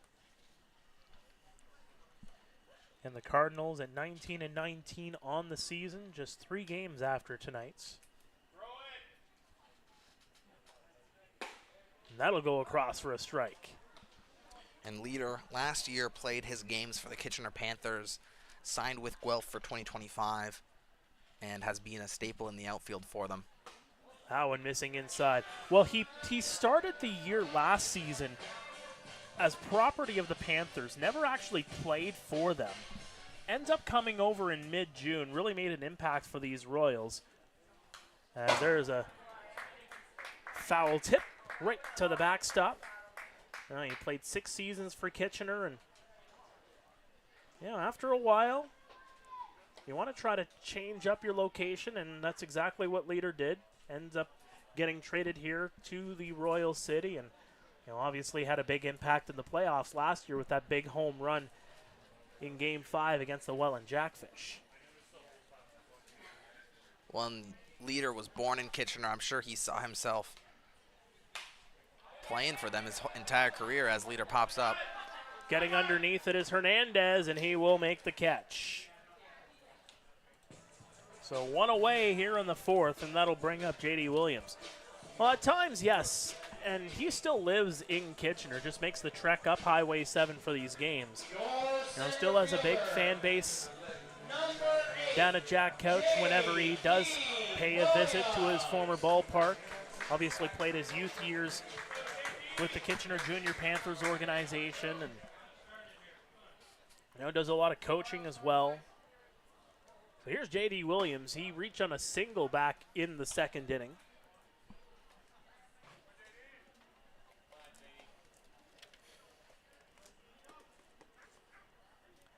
The delivery, check swing, and that one's just going to get over the Cardinals dugout. It almost looked like he was aiming for it. Looked like it. A little bit of a half excuse me swing, aiming for it, and just get that ball away from me, sir. Now down 0-2. You have to shorten up his swing. Here it comes. Swing and a miss. Strike 3, and J.D. goes down. That'll be strikeout number 7 on the night for Francis Adamas. And so we saw the right fielder, we saw the center fielder. Here comes the left fielder, Ashton Patterson. Patterson, who was in the batter's box when the pass ball occurred. But he did strike out later up in that plate appearance. Comes in here now for his second at-bat. First pitch he sees, a chopper over to Valachi, over to first, and a bit of a high throw there from Valachi, but able to bring it down as Young, and that's a 1-2-3 inning. So we're through 4 here at Hastings Stadium in Guelph. The Hamilton Cardinals remain up 4-1 here on Royals TV.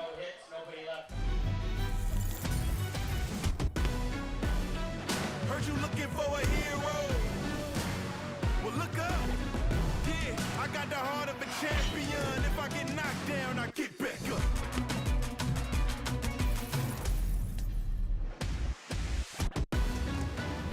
I got the heart of a champion. If I get knocked down, I get back up.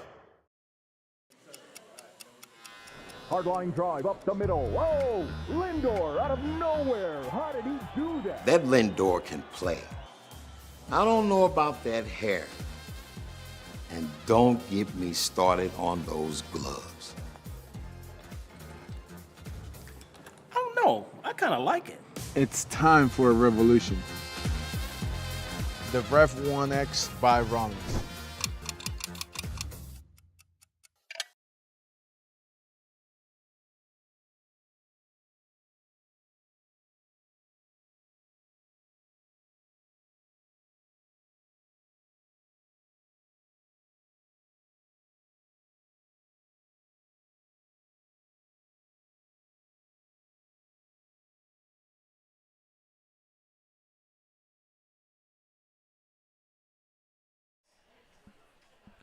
Welcome back to Royals TV, where there you saw a graphic strikeout.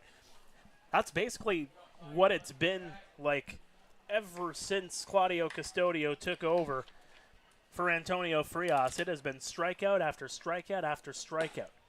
You could really automate our job, really. Just say, and that was a strikeout by Custodio. Even if it's going deep to center field, just call it a strikeout anyway. 90% of the time, it works every time for Claudio.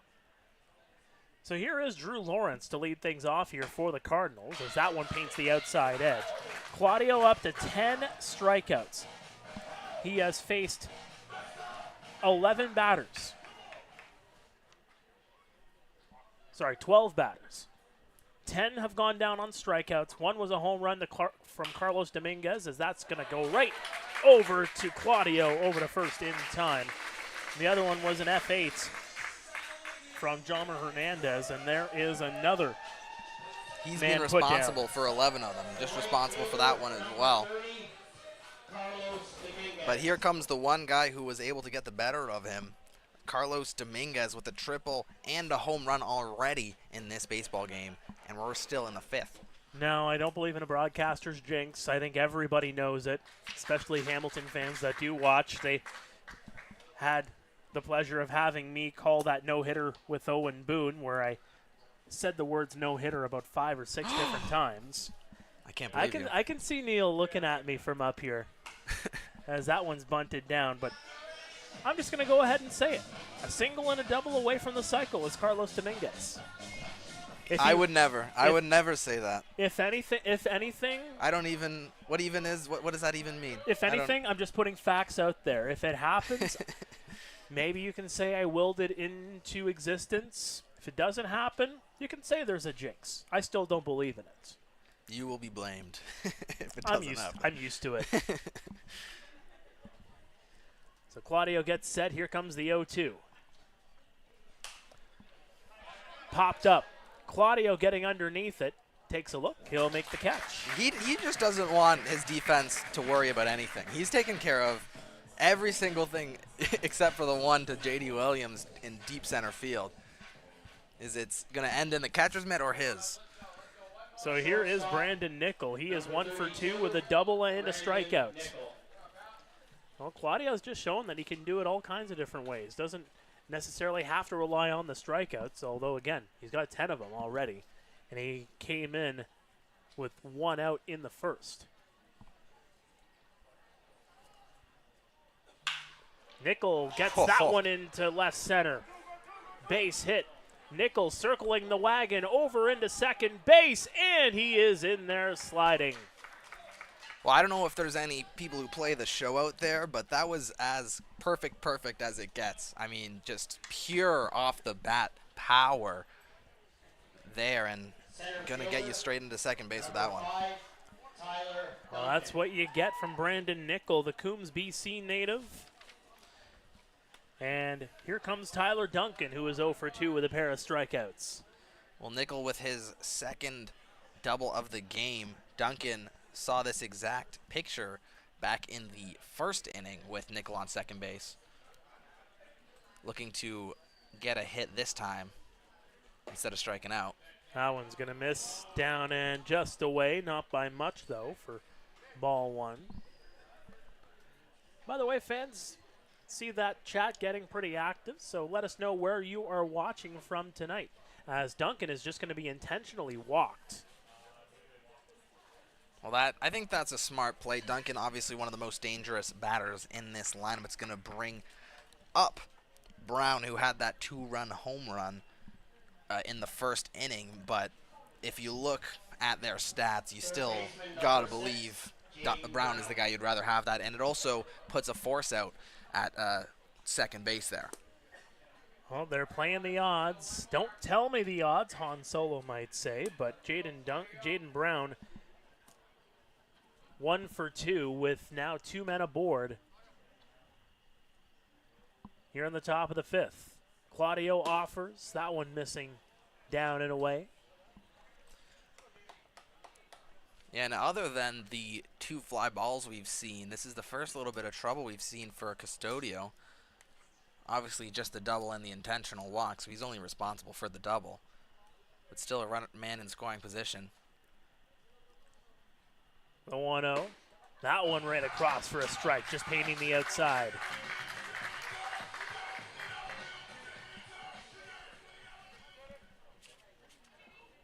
Custodio finding the strike zone with relative ease in this game. 41 strikes to 15 balls already. And that one just missed. Just trying to force a swing. They're looking for that outside corner once again, and this time he was just a bit off. It's now 2-1 still. You know, they say the most important pitch is on a 2-1. Dictates the rest of the at-bat. Takes a look at Nickel. The delivery, swing and a miss for strike 2. Perhaps advantage Custodio after that pitch. Nickel on second, Duncan on first. Looking for his 11th strikeout of the evening. Got some claps from the fans. Yeah, they are starting to get loud here at Hastings Stadium. Here comes the 2-2. That one into the dirt. And now a signal there from Kaner Pena, just alerting the infielders on exactly where to be here on this next pitch. Again, at the full count with 2 away here on Jaden Brown. Fans start to clap here yet again.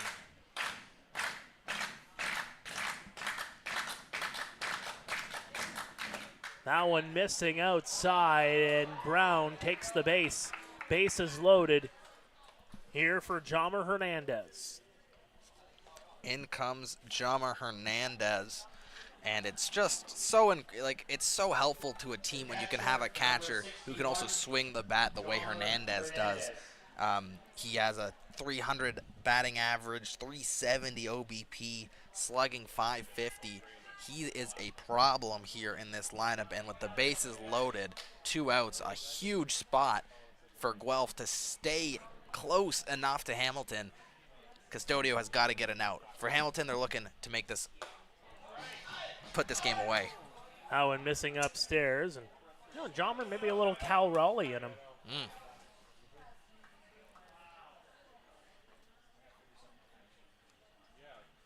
Custodio gets reset. If he's the Cal Raleigh, who's the Aaron Judge of the IBL? Ooh. Good question. The 1-0. That one missing downstairs. Well, you just got to look for the guy with a lot of home runs with a lot of strikeouts, too. Although I think Judge has kind of gotten a little bit better in that strikeout to home run ratio. Here comes the 2-0. Missing inside, and it's a 3-0 count here on Hernandez. And so I'm going to ask you a similar question now here. If you're Hernandez, you can get a walk and get one run in, but you could also get more if you swing the baseball bat here. You know he's going to give you something good. The thing you know he's going to give you something good. You can hit it over the fence, but I don't think you're swinging for the fences here. The 3-0, and that's going to go across for a strike. Yeah, he never thought about swinging. He didn't even have – he just put the bat down, could have. I think one of the things here is that it's ballpark dependent too, right? Right, right. If you have a ballpark maybe like Jack Couch, or that one is going to miss, and that'll walk in a run. Just a tick low there, and I was saying something I love about Custodio is how little he walks people, but 2 in a row here for Custodio, and out comes Kennedy to talk with them. And that'll bring up Matt Hildebrandt.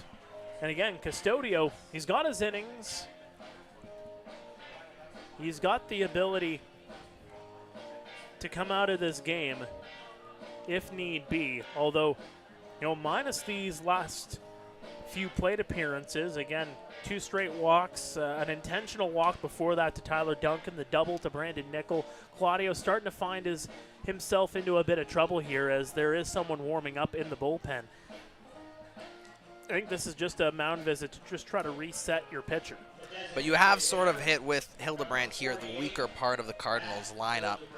Hildebrandt, Young, Veloci, and Lawrence have been guys he's gotten strikeouts in every single appearance he's had against them, right? So you'd hope he's able to find the form there. But once again, the third time you see a guy is usually, that's when it starts to, the favor switches to the batter. So here is Matt Hildebrandt.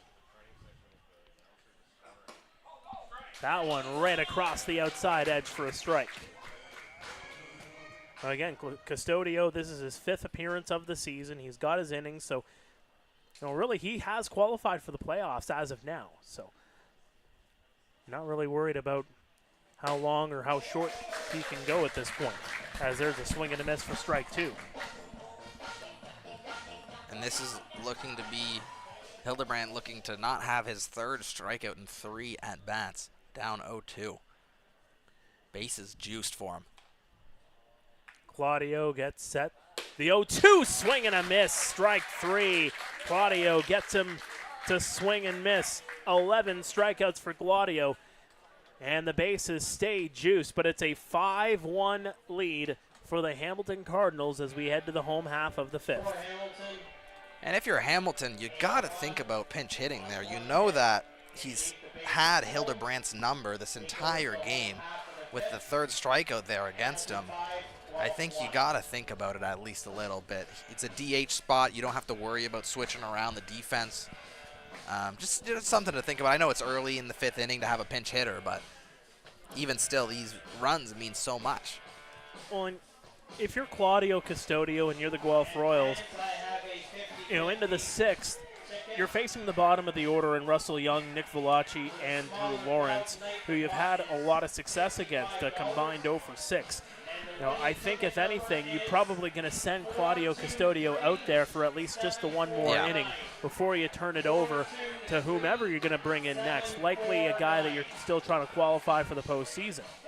But here's Francis Adames, who has through 4 innings and looking to pitch into the 5th, and it's not going to be easy for him facing the top of the order in Morrow, Ward, and Torres. Adames has 7 strikeouts of his own, though. He's been very, very solid in this game, only allowing the 1 run. And he's may have allowed more base runners than we've seen from Custodio. But it's about limiting those runs at the end of the day. And you can call it luck, you can call it what you want, but he's been doing a better job than that than even Custodio so far today. So again, Connor Morrow and Matthew Ward a combined 0 for 4, 4 strikeouts here on Adamas tonight. Franklin Torres is really where things kind of kick off down the lineup here for the Royals, at least when you compare it to tonight's stats. As Torres 2 for 2, Takamatsu in behind him 1 for 2. Pena's reached a couple of times as well. So, you know, these first 2 outs, very crucial here for Adamas, but for the Guelph Royals, your top 2 batters here in the order in Morrow and Ward, you got to start with something, and you really got to start getting on Adamas here early. When I was saying earlier, you blink and it's the 7th inning, and they've still only scored 1 run in this game, and you only have a couple more times through the heart of this lineup. Yeah, you got to get something going. It's going to be Morrow to start it, and we'll have to see if he's able to get something, especially, you know, like I was saying, the 3rd time through the lineup with Adames, you should be able to have a little bit more success against him. Well, they are getting hits. 5 hits for the Royals here tonight compared to Hamilton's 6. First pitch upstairs, 1-0 here on Connor Morrow.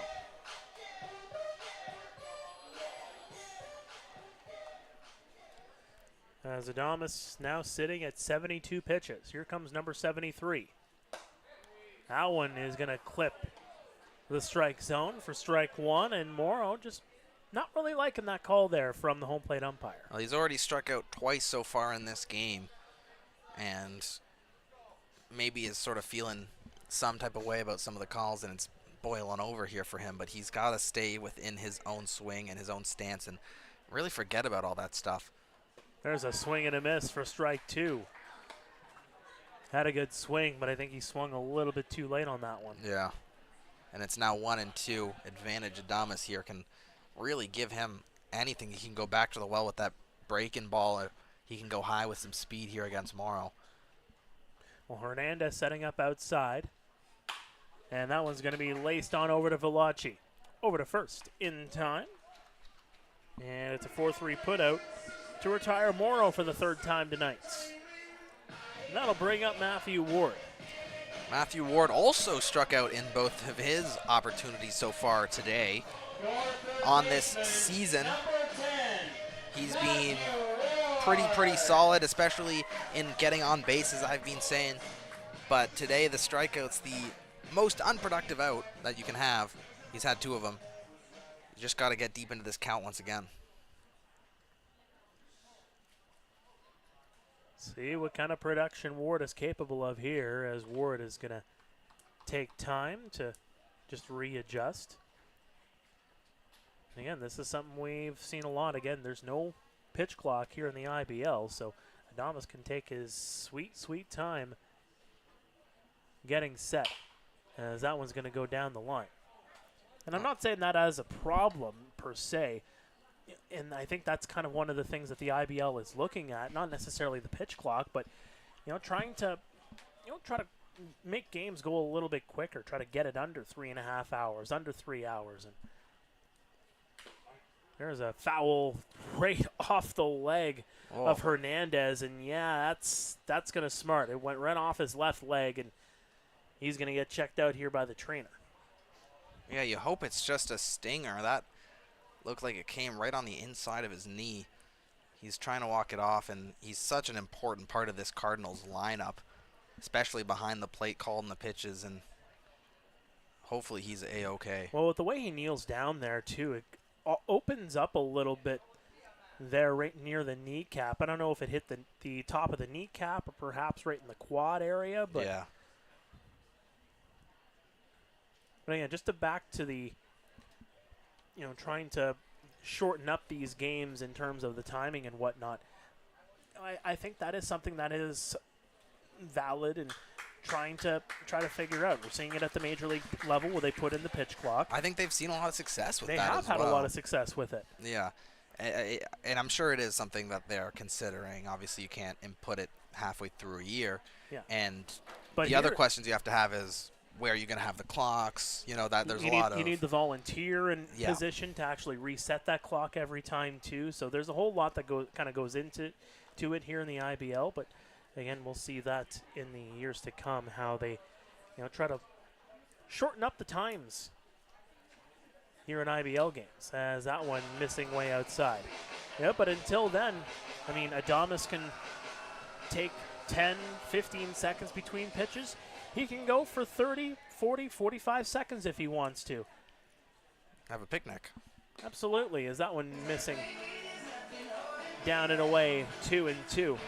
And one thing, I don't think these flags at the center of David E. Hastings Stadiums have moved in about an hour. No, it has not. No wind around here at all. It's been a nice, warm day. There's a swing and a miss for strike 3 as Ward goes down on strikes for the 3rd time tonight. That is strikeout number 8 for Adames. He is cooking. And those two guys at the top of the lineup, you'd really like for them to get on for a guy like Franklin Torres, who's hit both the times he's been up at. And once again, 2 outs with Torres coming up, and hopefully Torres is going to be able to create some offense if you're Guelph. It's 5-1 here in the 5th, and once again, the heart of their lineup coming out. So 2 for 2 is Torres. Hitting .541 now after those 2 hits. And he's just going to take for strike 1. Not even thinking about swinging at that one. Just take the first pitch. Will not bend a knee. See what you get offered.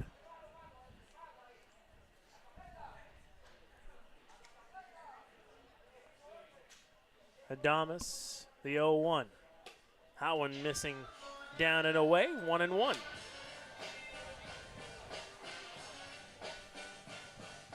Well, Torres so far this season, 18 for 35, .514 batting average, 2 home runs, 5 RBIs. That one's laced foul. It's now 1-2 to Torres, but he has been uber productive in his short stint here for the Royals.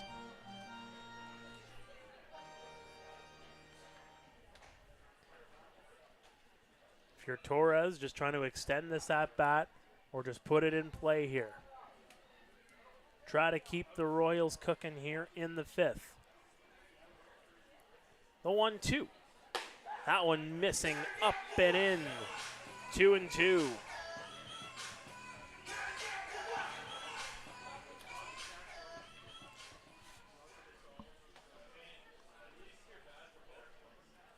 Big moment here in the 5th.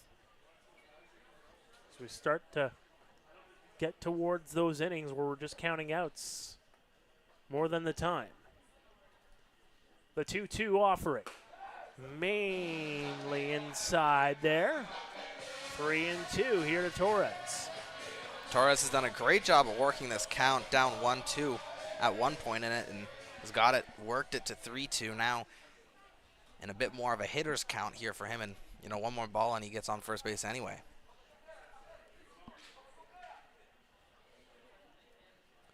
It's the longest at-bat of the night here for Torres. The 3-2. That one is in and clips the inside edge. Torres shakes his head, and that is strikeout number 9 for Francis Adames. It is a 5-1 Hamilton lead through 5 here at Hastings. You're watching Royals TV.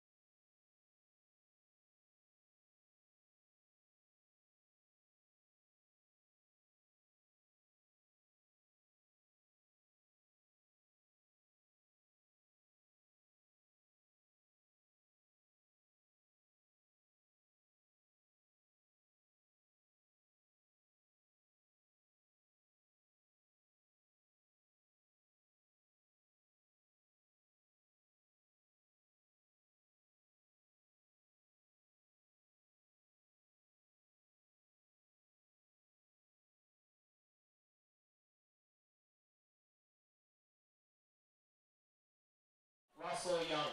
Welcome back to Hastings Stadium in Guelph for Royals TV. Mark Perry and Lucky Roberts here in the booth. Jacob Cush comes onto the hill here for the Guelph Royals, taking over for Claudio Custodio. He'll take on Russell Young.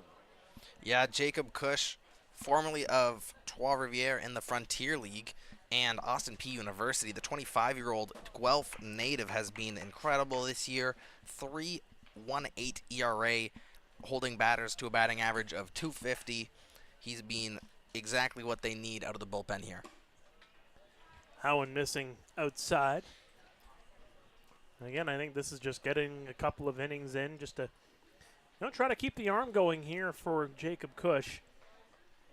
And if the Guelph bats do come alive, it can turn into some high leverage innings for Cush as well. That one's right over to Jacob and just flashes the leather. A hot shot right to him from Russell Young, and there's one down. It's cat-like there from Jacob Cush to catch that one right out of the air, coming right at him. Second baseman, number 18, Nick Veloci. Well, here comes Nick Veloci. And the one thing with Jacob Cush here, too, is that, again, not into a start. This is his first relief appearance of the season. And his first appearance in 10 days, his last appearance was on August 2nd in that 6-2 loss to Hamilton right back here at Hastings Stadium. The 1-0. That one goes across for a strike. I mean, putting him in this game, I think, really makes you think that Dino thinks that this game is still very much gettable, right? Because you're sort of saving Cush for some high-leverage innings as he hits the batter there. And for Cush, at least, you want him to be, like you said, like he's started a lot of games here, right? And so you look for the game on Friday, you're thinking maybe he would be the starter there. And he very much still could be, depending on how many innings he takes in this one. But I think, yeah, it signals that Guelph still believes very much that this game is very much gettable and getting some high-leverage innings out of a guy who has already qualified for the playoffs. So here comes Drew Lawrence. He's 0 for 2. The runner's going to go, and that one's flared into right field. Leader gets over it, makes the catch. No throw back into the infield as trotting back over to first is Nick Veloci. So Drew Lawrence has gone down on a strikeout, a ground out, and now a flyout. And that'll set things back to the top of the table with Carlos Dominguez, who is 2 for 3. And he's a single and a double away from what, is he? There's no broadcaster's jinx, is there? Dominguez has... He's a single and a double away from a free ice cream at Dairy Queen. How about that? Someone's asking me if I'm buying. I'm not buying. He knows what my salary is. I can't afford that. The 1-0.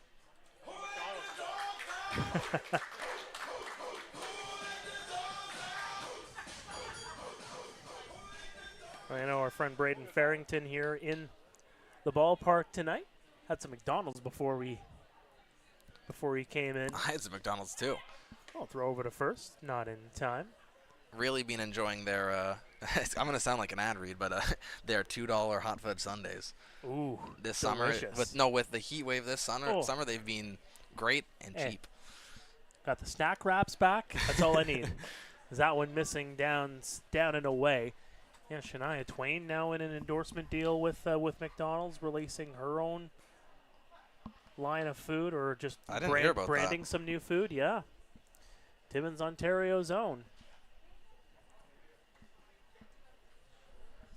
The 2-1. That one's right over to Ward on the hot shot.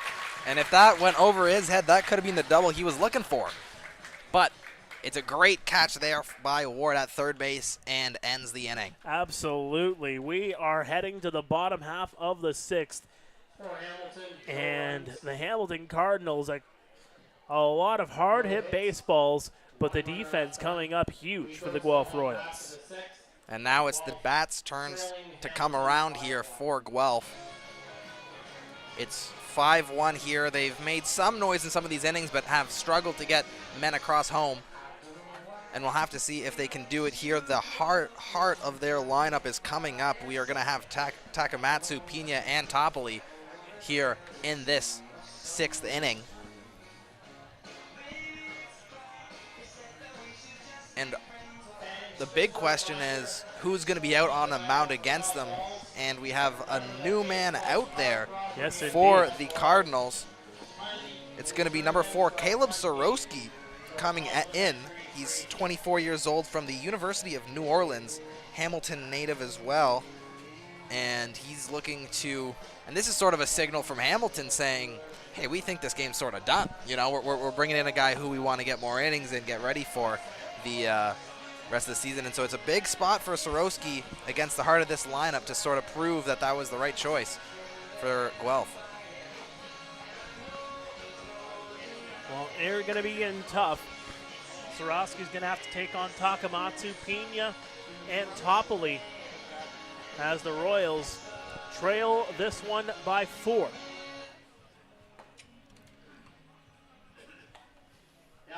And now you don't have to take on Francis Adamas here anymore. You know, could that turn the tide in the Royals' favor? That is the question. And so through 24 innings pitched in 18 games for Sorowski, he usually just takes up just 1 inning per game, but he's 3.75 ERA. Been pretty solid there to eat up some innings for the Cardinals here, and they're looking to get some more out of him here. The former German pro in this relief effort here for the Hamilton Cardinals. And again, you look at the season series. If Hamilton wins the final 2 games, you know, it goes down to run differential, and that's what these 2 games will decide in a potential, you know, tiebreaker scenario. If Guelph wins this game tonight, they would win a potential tiebreaker scenario. But really, it doesn't matter at the end of the day, because if it goes one way, you know, there's no way that these 2 teams are going to be tied at the end of the season, and you have to worry about that. If it goes the other way, same thing. Yeah. Takamatsu takes one in, but it paints the inside edge for strike 1. That's just how crucial these games are. It's very tight, but 2 wins or even splitting these final 2 games can do wonders for both of these teams for playoff seeding. Catches the inside and then the outside edge of the plate, and now it's 0-2 for Takamatsu. Sorowski painting the edges. The delivery, that one missing way away and low for ball 1.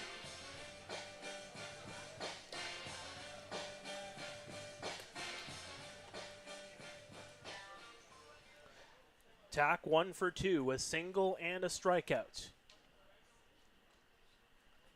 The delivery, check the swing, appeal over to first, and they're going to say he didn't go around, and Sorowski absolutely up in arms on that call and just showing his frustration there. And Takamatsu's going to live to see another pitch here. Lots of chatter coming over from the Cardinals bench there after that one. Well, you have to be careful in a situation like this. You can't afford to just, you know, have hot heads in a situation like this. You have to stay calm, cool, and collected. Cool heads prevail, as I always say. You gotta stay within, you know, you have to accept the situation, right? You can't be caught up in the nitty-gritty. You have to separate yourself and say, look, this happened. Let's see what we're going to do about it. What are we going to do next to really address that? And that's always the right headspace, I think. The 2-2 in on the hands, but Tak is able to get a piece of it to stay alive. Staying alive, he is. A very long at-bat here for Takamatsu. No outs. This is a huge at-bat for him and the Guelph Royals. Sorowski gets the sign here from Hernandez. Here comes the 2-2. Swing and a foul tip into the glove for strike 3, and Takamatsu's retired. And it's 4-on-4 for both teams, and Soroski gets the upper hand in that one, striking out Takamatsu after a long at-bat. So that'll set things up for Kaner Pena. He is 0 for 1 with a walk.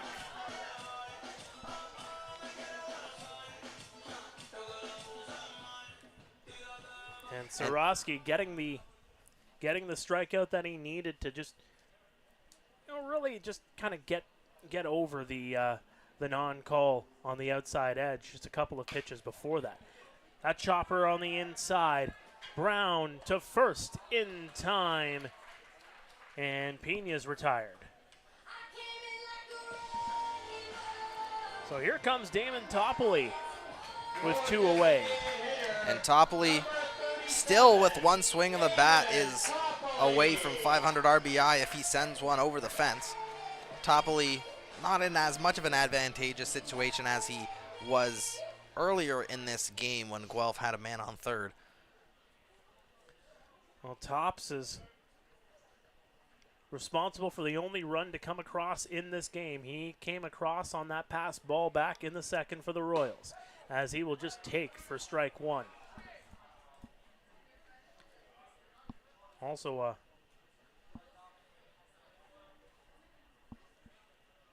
1-3 putouts back in the third. Ended the third inning. Holds off, and it's a 1-1 count. Well, I'll go back to Pena, but because both of these teams have very productive catchers in the hitting department, which is something you don't always see with teams. They, prefer to have a defensive catcher that can, frame really well. But when they can hit as well, it just adds so much to your offense. There's strike number 2 here on Toppoli. And it just adds, so much dynamicism in your offense. And when they can play well, good defense as well, it's just extra bonus. The 1-2, did he go around? No, he did not.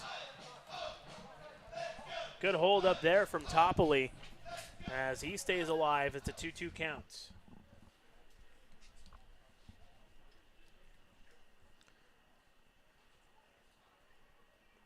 Soroski gets set, gets the sign there from Hernandez. He sets up more outside, but Toppoli's going to take time.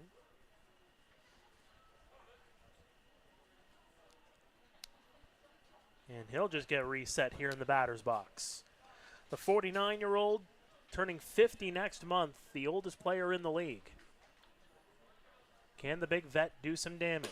As that one misses down and away. And correct me if I'm wrong, but I think the second oldest player in the league is Fernando Rodney for the Cardinals. 48 years of age, yes indeed, 48 years young. Here comes the 3-2.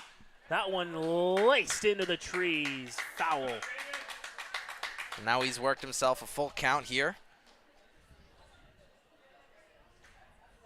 And get on base with another ball, could get his 500th RBI with one over the fence.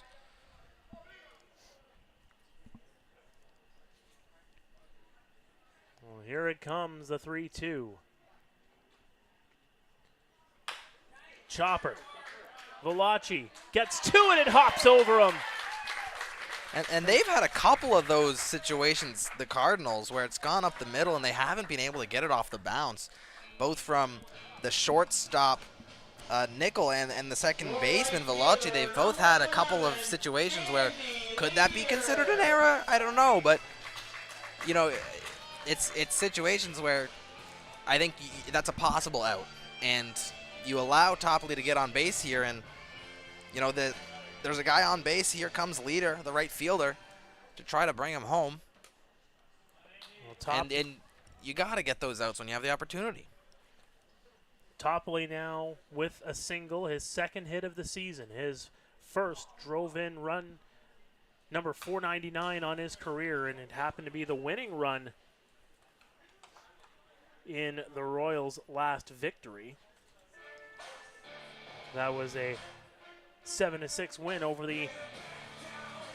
Actually, that was a 6-5 win over Chatham Kent here at home. They was score 7 and beat London 7-6 just a few days later.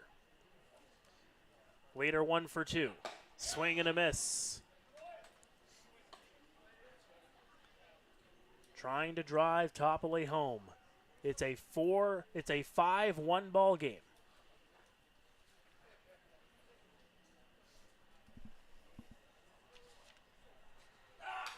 That one's fouled back. And Leader still down 0-2 here. Not in a hitter's count at all. He's been trying to get himself acquainted. 1 home run this season, 28 for 129 so far this year, 7 RBI. This will be a big time to turn it around. Well, there's that big gap in between the shortstop and the second baseman as he misses down and away. I've been saying that a lot in the last few at-bats here as Sarosky. I think both teams have been working that outside corner with their pitches, and I think, you know, they saw that outside corner was going to be called earlier in this game, and they are taking advantage of that, right? And it's completely fair play. That one's put high and out of play. Everybody's all right there as they'll get a free baseball. Still remains a 1-2 count here on Leader.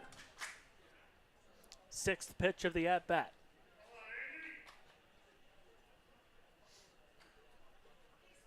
Sarosky looking to get out of the inning. Sarosky taking his time, waiting for his pitch. The delivery, that one missing outside, 2-2. Good job there by Leader to just wait on that baseball.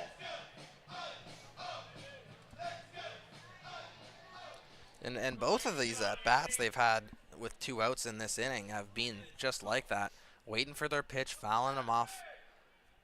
The 2-2 missing. They've both gone to 3-2 here. Sarosky has had to throw a lot of pitches in this inning to get through it. So now everybody gets into a natural formation there on the infield. The 3-2. That one is going to be strike 3, and Andy Leader can't believe it. The home plate umpire calls him out on the inside edge, and the Cardinals get out of it. It remains a 5-1 Cardinals lead here on Royals TV. We'll be back with the 7th after this.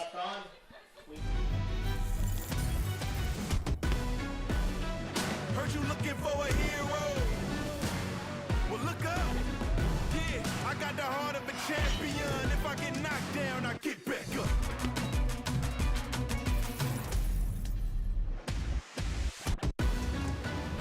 I got the heart of a champion. If I get knocked down, I get back up. Hard line drive up the middle. Whoa! Lindor out of nowhere. How did he do that? That Lindor can play. I don't know about that hair. And don't get me started on those gloves. I don't know. I kind of like it. It's time for a revolution. The Ref 1X by Ronald.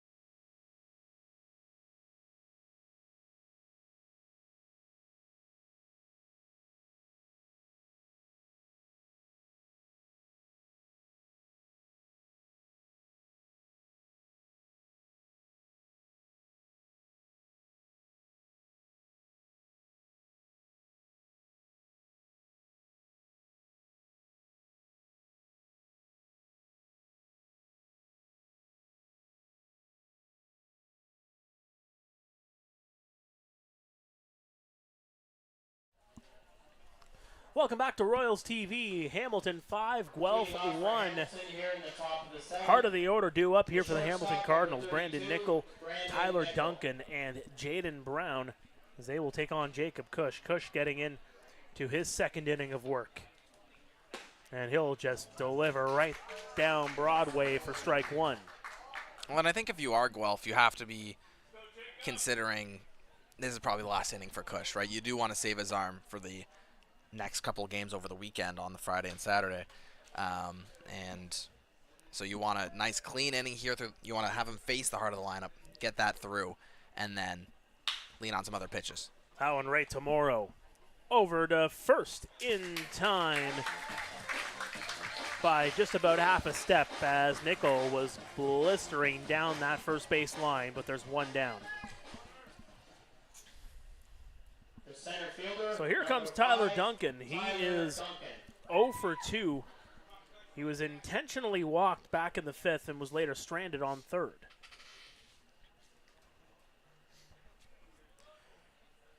Yeah, Duncan outside of that has had 2 strikeouts.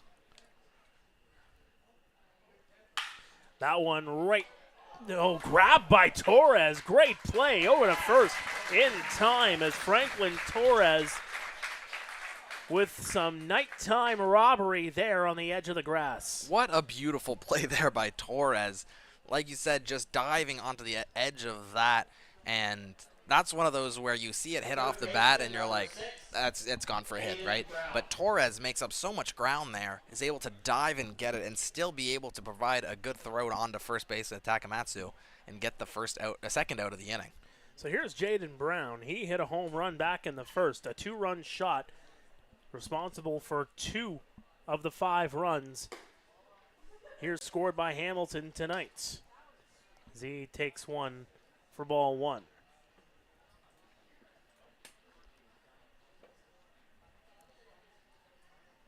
Swing and a miss. Strike 1 here on Brown. He walked his last time up in the 5th. Jaden Brown's had quite a nice game for him. Obviously, the 2-run home run, the spectacle of that is it's a second strike on him. But also getting on base with the walk there, as you said, and he's been very, very productive today. As the season has gone on, he's had 4 home runs, 16 RBIs. That one's laced down the line, and that's a fair ball. Brown circling around. He's going to get into second. Is he thinking 3? No, he isn't. He's just going to get on with a 2-out double here in the 7th. And does a great job of taking that outside pitch opposite field. And Leader is able to chase it down, stumbles a little bit, slides. Made it look pretty cool, and able to bring it into the second base. Well, and that's going to be the interesting thing here, too, right? You have some of the rainfall from earlier on today. I don't think it's really impacting the field all that much. But thankfully, at the same time, too, you kind of have to watch your step out there, even if you're wearing cleats. As here comes Jomer Hernandez. Well, especially sometimes when you're wearing cleats, you sort of think, you forget, how much grip it actually gives you, and you can sort of come out of your stuff a little bit and slide because you're like, oh, this is going to give me so much grip. And when the field isn't going to give you the same grip that it usually does, you can forget that sometimes, especially in the grass. Absolutely. Here comes the 1-0. That one missing high and away. Hernandez reached on a walk in the 5th. He singled back in the 1st.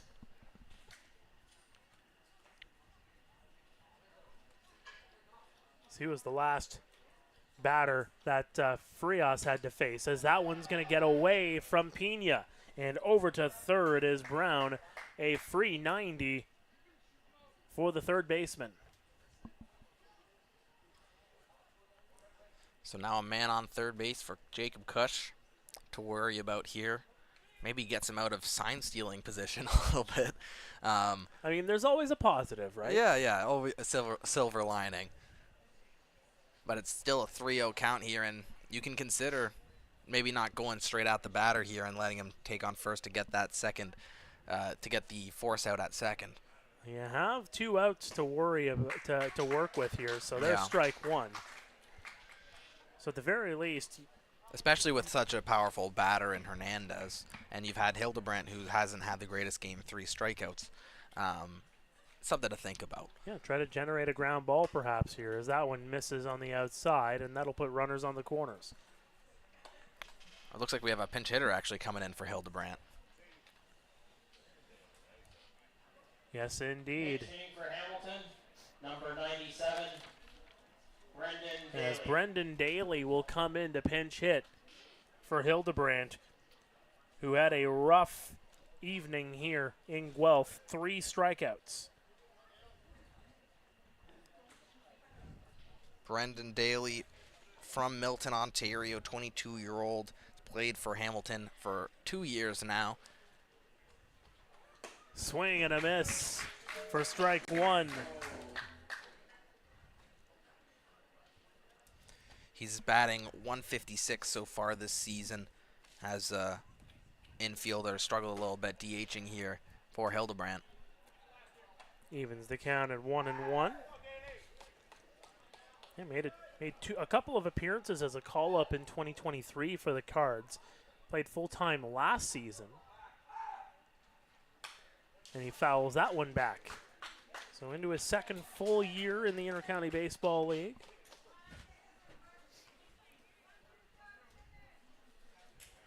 Although still classified as a junior. Still part of that junior roster where he was on that OBA roster as well, as that one's fouled back. And still a very young player, still has lots of years ahead of him, able to develop his skills as a lefty infielder. You know, you see him more at those second and third base positions. That's another there's strike. A strikeout. The strikeout to put us into stretch time here at Hastings Stadium in Guelph. We go to the 7th inning stretch. So it remains a 5-1 scoreline as fans start to get up here at Hastings Stadium to stretch it on out. Hope you're stretching out there too here on a Tuesday night, wherever you are watching around the world. And while we're at it, take that time one more time, hit that like button, hit that subscribe button here for Royals TV. We'll let you know anytime we are on the air here at Hastings Stadium or whenever the latest Guelph Royals content hits that YouTube page. You can also like us on Facebook, X, and Instagram. Might be a TikTok coming. Who knows? Ooh. Maybe a TikTok. Word on the street. Don't know for sure, but if there's a TikTok account there, maybe it's just not really that active. I'm not really on the TikTok anyway, so Neither am I. couldn't really tell you if you're not on TikTok. No, I think it ruins my brain. I thought it was mandatory for teens to be on TikTok. No, I'm not a teenager. No. Oh wait, yeah. I'm 20 flat. You're 20 flat. That's Yeah. right. Yeah, 2005. Getting That's old. right. No, I just, I was on TikTok, and every single second I was on there, I hated myself for being on it. And so I just, I was entertained, sure, but I would lose an hour in 30 seconds, and I just couldn't. I had a headache from it. I don't know. As someone who has grown up with attention deficit hyperactive disorder, ADHD for short for fans that aren't aware, you tell you get into a hyper focus, you start doing the scrolling, and you lose about 2 hours immediately. And I couldn't. I had to. So I do that, and then I got onto the reels and the YouTube shorts, and as soon as you try to cut one thing, you just get more of one other thing, right? It is addicting. Yeah. But hey, if you're gonna scroll through anything, maybe scroll through the Guelph Royals social media channels. Great place to go. And while I'm at it, IBL Inside Pitch. Hit a like, hit a subscribe on the YouTube channel, Apple and Spotify as well. New episodes every Tuesday. Myself, Neil Srivastava, and Braden Farrington. In fact, a little bit of a milestone. This is the first time all season that all three of us have been in the same place at the same time. In person. Nickel fields it over to first in time to retire J.D. Williams. So here comes Ashton Patterson with one away here in the 7th. Just a week to go in the regular season. The playoffs will start next week. Make sure to follow all the social media channels of not only the league itself, but your favorite team to find out when that schedule is. It's a best of 5 in the first round and second round, and then a best of 7 in the IBL final. Ashton will take one across for strike 1. And we still see the pitcher Caleb Sorowski out there for the Hamilton Cardinals here. Usually throughout the season for Hamilton, he's taken one inning here each game, but they're trusting him here in this game to take a second inning, and you can understand why. He's been solid. He's made the right pitches, and throughout the season, he's kept that ERA low in those one-inning appearances he's made. The 0-2. That one is right on over to Nickel, and he fields it 2 away just like that. And for a young pitcher right him, that's what's going to build not only your confidence, but your manager's confidence in you to keep you out there and keep you on for next season's, bump you up the pecking order a little bit, right? Where you can see him maybe in the future making a couple starts, right? He's still very young at 24, just out of University of New Orleans. He's played in Germany, as you said, so he definitely has a bright future here in the IBL. Back to the top of the order here with Connor Morrow. He is 0 for 3. That'll go right across Broadway for a strike. Just at belt level there. Perfect location there from Sorowski as he challenges the batter right away. The 0-1, right on the outside edge, challenges him again, and Morrow looks it off, but that's strike number 2. Once again, back at the top of this Royals lineup that has given them 1 run, a lot of base runners, still nothing over, and especially these last couple of innings, they've been held silent here by some great pitching by the Hamilton Cardinals. And as I was saying earlier, you can blink and it's the 7th inning. It's still 5-1 as it was 4-1 quite early in this game, and they really just need to get that offense going early on in the game. Right? You can't have everything happen towards the end of it. That one's fouled back. Can't lean on it. Well, the Hamilton Cardinals have retired 12 of the last 13 Guelph batters. The only man to reach base was Damon Topley with that single back in the 6th. And he was later stranded there. Royals haven't had a base runner in scoring position since the 3rd. Swing and a miss, strike 3.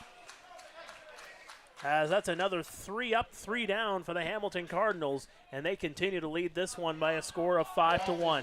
We're heading to the 8th here at Hastings. Stay with us. You're watching Royals TV.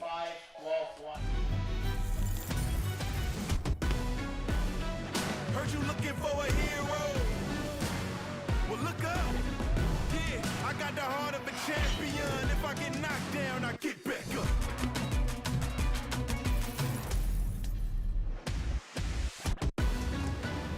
I got the heart of a champion. If I get knocked down, I get back up.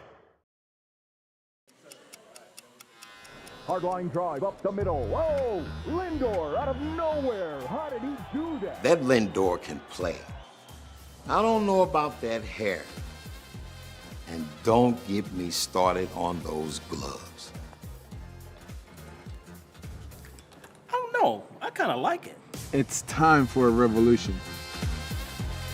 The Ref 1X by Rollins.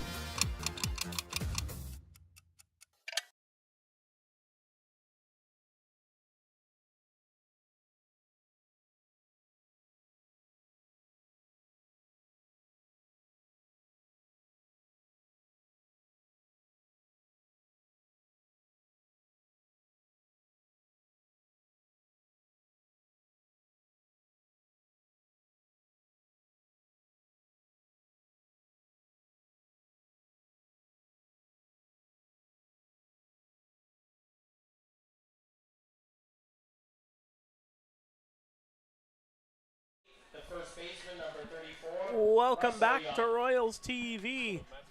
It is a 5-1 Cardinals lead, and they'll send the bottom of the order to face Jacob Cush here in the 8th inning.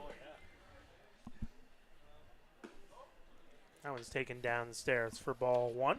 Russell Young is 0 for 3, and we could the tale of this game. It all goes all the way back to the first inning, as that one is laced foul. Antonio Frias giving up 3 runs. Gave up the triple to Dominguez, a double to Nickel, struck out Duncan, and gave up a 2-run home run to Jaden Brown. It made it a 3-0 lead. And that's been the difference mainly in this ballgame. No, that's absolutely. chopped down the line. Like through those first 4 at-bats have accounted for this lead in this game and like how this game has been dictated since then and who's come in to pitch and stuff like that. And it was a really rough start for Frias and kept Guelph behind in this game since the beginning. The 1-2, swing and a miss, strike 3. And it's tough when you have to get those guys innings and games played so you can have guys in your bullpen for the playoffs. But it's also such an important game. You think we can steal some innings here at the beginning to get this guy ready for the playoffs, but unfortunately it made them pay in this one. Well, Claudio Custodio gave up 2 runs in his 4 2/3 of work, but he struck out 11 of 19 batters, as there's a swing and a miss for strike 1 on Nick Luaci. So Custodio did his darndest to keep his team into it, but the team just has not been able to get their hits.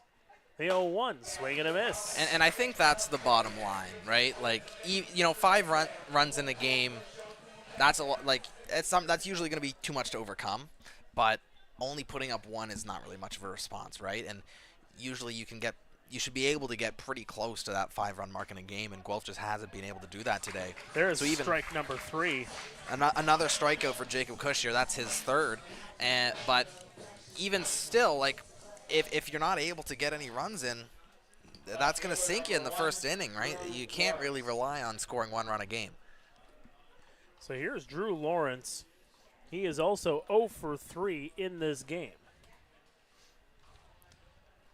Swing and a miss, as it seems like Jacob Cush is just pounding the strike zone with fastball after fastball. There's nothing really academic about it. It's just putting the gas on and seeing if they're swinging, as there's strike number 2. All right.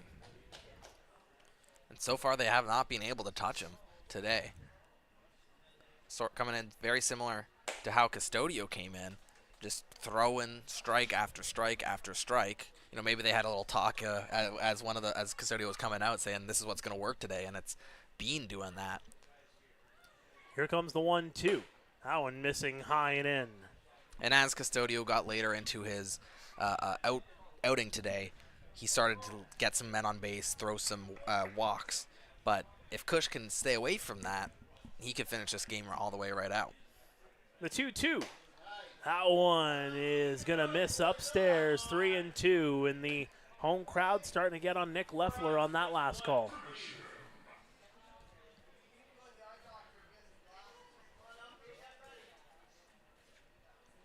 Cush will get reset. The 3-2. Missing up and away for ball 4, and that's a 2-out walk here for Drew Lawrence.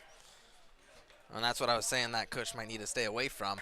But obviously, 1 walk's not going to hurt too much. Cush waving his hat around, a little upset that he didn't get that 3rd strikeout of the inning, and is going to have to face Dominguez, who's been red hot today. Dominguez 2 for 4, a triple and a home run. And that's going to hit the batter, or did it? No, it did not. It looked like it bounced off of the batter there for a moment. Did it hit the bat? Maybe it hit the bat there. That was a very strange Was he in bounce. the strike zone? It didn't hit Pena, that's for sure. Yeah. Maybe Dominguez was in the strike zone with his arms. I think so.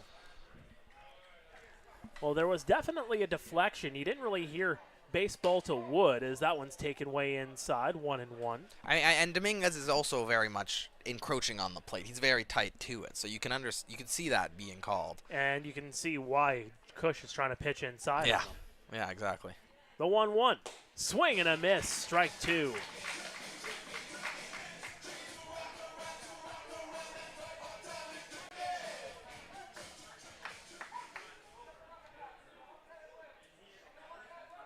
So here comes the 1-2 pitch. Cush trying to get out of this 8th inning with the 5-1 scoreline. The runner's going to go, but swing and a miss. Into the glove for strike 3, and that'll do it. To the bottom of the 8th we go. And Cush has been doing his job, as he has just given up the 1 hit in 3 innings of work. And the Guelph Royals, you know, after Frias was let go in this game after giving up those 3 runs and only getting the 1 out, you know, this pitching staff has done a really good job. But yeah. Again, when the pitching staff of the Hamilton Cardinals is forcing Guelph batters to be retired at the rate that they have been retired at, it's a big, big difference in this ballgame. Well, and so here comes the middle of this Guelph Royals lineup. We are going to have Ward, Torres, and Takamatsu coming up to bat up against Caleb Sorowski, who's making his 2nd time through the lineup here against the Royals. This is kind of now or never at this point here, right?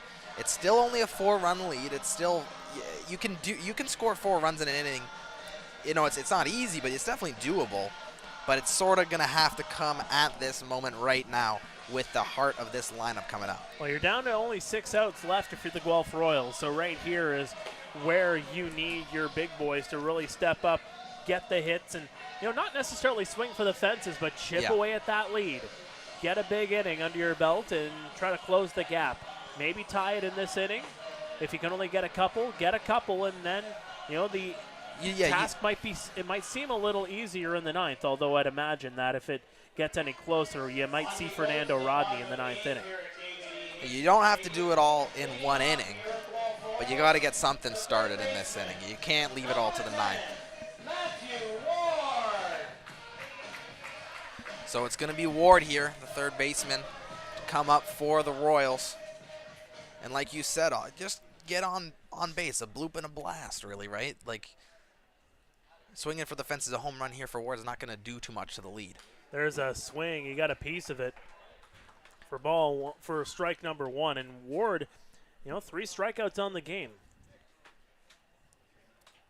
Just hasn't had the luck in the batter's box here tonight. And that's, you know, uncharacteristic for Ward, who is a guy who walks quite often. But he's been swinging tonight and hasn't seen too much success. Doesn't want the sombrero. The 0-1. That one is painting the outside edge for strike 2. And he's 1 strike away from it already here.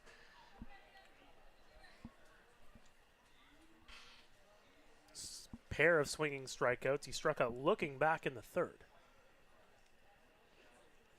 The 0-2. And that's strike 3. He goes down looking on the outside edge. There's a sombrero for Matthew Ward here tonight. And if you're Matthew Ward, you got to know that that's going to be called, right? Like, you got to shorten your swing. You can't go down looking. Obviously, he's had the swing and strikeouts. But when it comes that close, you got to shorten up your swing and at least, you know, make the defense give something to you. So that'll bring up Franklin Torres. He struck out his last time up, but he's got a pair of singles, so he's had some success in this game. See if he can try to have a little bit more here against Caleb Sorowski. That one missing way inside. So they try to push Torres off the plate. And Sorowski at this point has eaten up 2 1/3 innings so far with 4 strikeouts. He's been very, very solid for the Cardinals, especially running through the lineup now twice. The 1-0, that one is over the head of Valachi. Base hit for Torres. He's 3 for 4. 3 for 4, 3 singles, and that's, you got to get on base. You got to get the bloop for the blast, and here comes Takamatsu, the one guy in the Royals lineup that'll give you a blast. We'll have to see if he's able and willing, but he's been doing a great job so far, has been Sorowski, of limiting those base runners. We haven't really seen much out of this Guelph offense, and as we've been saying, now's the time for Guelph. There's some preliminary movement in the Cardinals bullpen, as now a runner on first with just the 1 out here for Takamatsu. He is 1 for 3, a single back in the 3rd.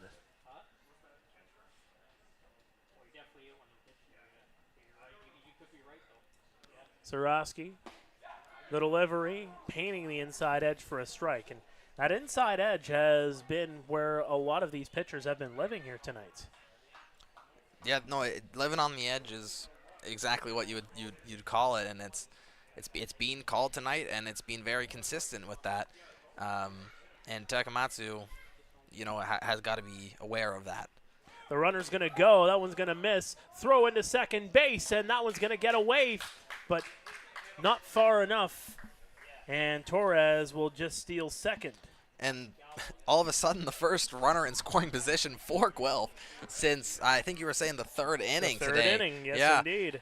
And so this is a huge opportunity for Torres and for Takamatsu just to get this lead to 3 maybe a little bit, right? Just keep pushing on. Cannot make outs here in this position. Well, the second and the third is really where the Guelph Royals were threatening. Yeah. They had the bases loaded back in the second. A pass ball allowed a run to score, the only run on the board for them. The 1-1 swing, and he got a piece of it. That'll be fouled off. In the third, they get a couple of singles from Torres and Tack. Pena reaches on a fielder's choice, beating out a double play.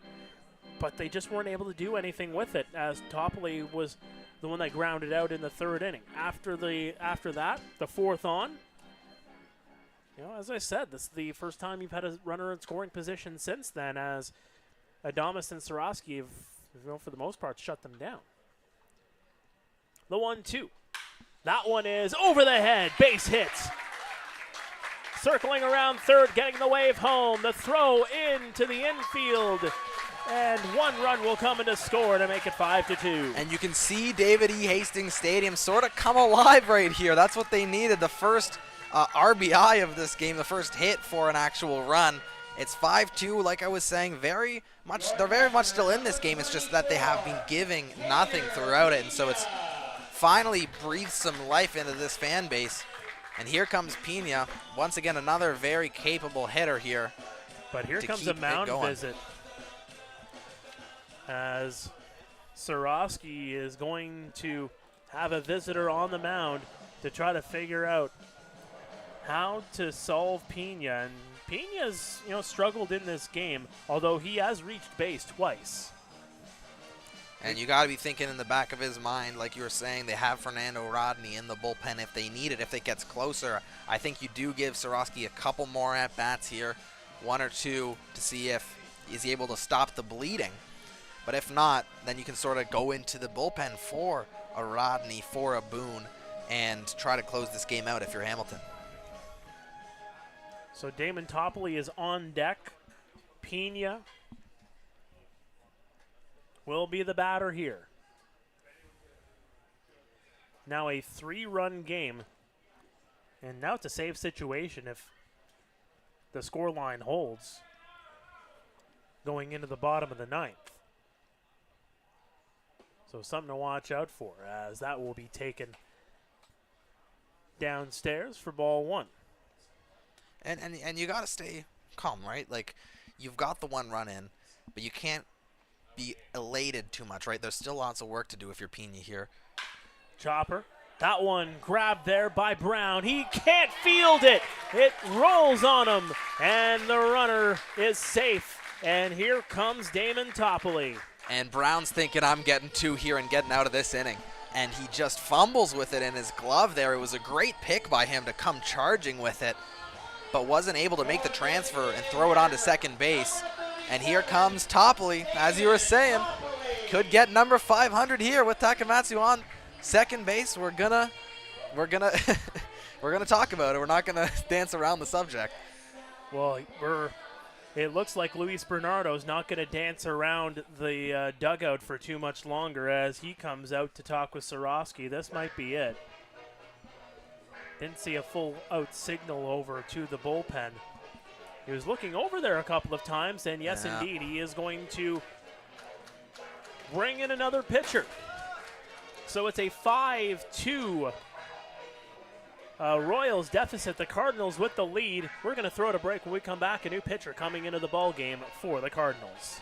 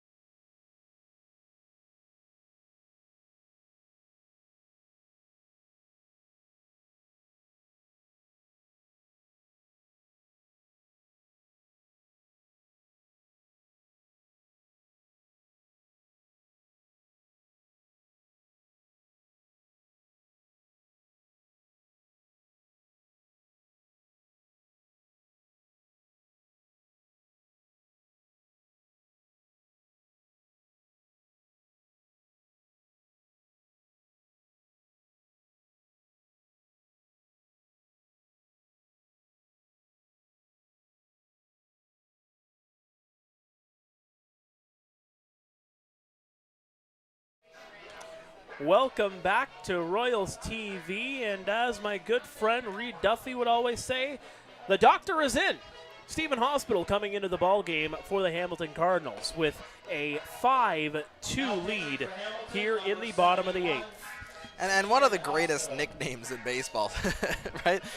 The doctor is in. Stephen Hospital's coming in played for Hamilton for a couple of years now here, and he's from Oakville, Ontario, 6'5" right-hander. He's from Niagara University. He played his college ball, and he's 25 years old, and he's looking with men in scoring position for Guelph to quell this threat. Well, it should be noted, too, that there was an error on the play. So instead of turning 2 to get out of the inning, Damon Topley will come up. So even if he drives in a run, I don't know if you're going to get an RBI out of this because of the error, because it would be an unearned run. I thought even if it's unearned, it's still a RBI, though, no? It could be. We'll have to see how it ends up getting officially scored here. Because it hasn't been marked down as of yet as an error charged to Brown, but we'll see how it goes, as that'll go across for strike 1. As again, Brown ended up fumbling that baseball, trying to get it over to second base, and just could not turn 2, couldn't even turn 1. That one missing downstairs. 1-1.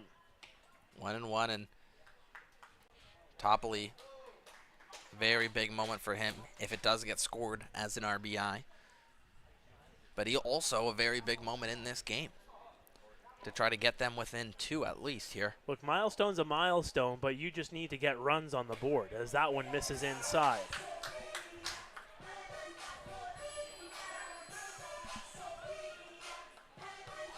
Well, and as they have a lot of this season, they've leaned on these late innings to get runs. But it seems to be producing something here for Guelph once again. So 2 balls, 1 strike here on Tops.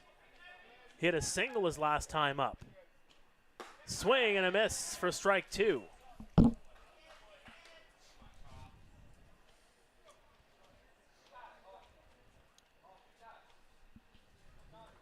Hospital taking over for Sorosky, who goes 2 1/3. Struck out 4. Facing 11 batters. The 2-2, a chopper off of the bat, off of Tops himself, and that'll go foul. It's 2-2. Maybe use a little bit of that adrenaline that's after that ball came off your foot to get a hit here and score a run. You gotta stay focused, gotta take your time and come back with a new mindset here for Topley.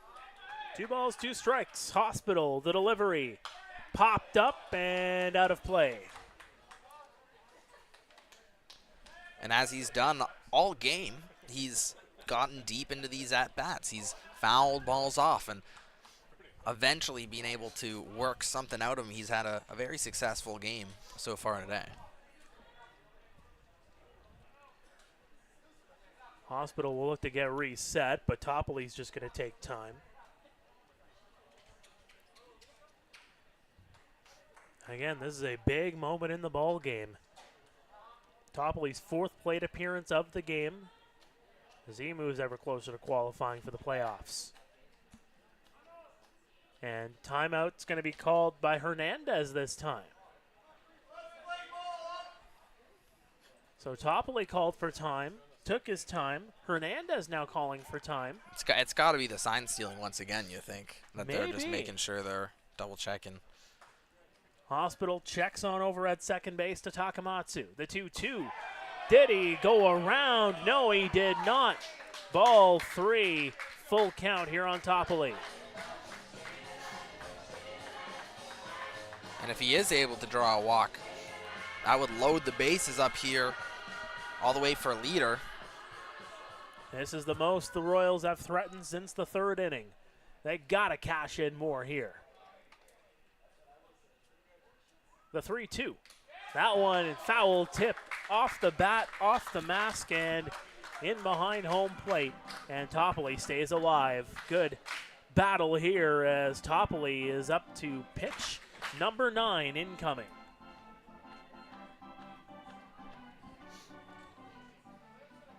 Huge at bat here. The crowd's getting into it. Here it comes the 3-2. That one missing on the outside, and Topley gets on to load the bases. And so he forgoes getting the RBI, but you can't swing at something that's not there, right? And takes the right decision, takes the walk, loads up the bases for Leader. And Leader has struggled his last 2 at-bats, but he hit a single back in the 2nd inning. This is another big moment here as Topley will be pinch run for. Very, very, very smartly here because it's 1 out. You have to try to avoid getting a double play, and Topley, I think, would have been a liability out there on first base if there was a ball stuck in the infield. So a pinch runner will come in.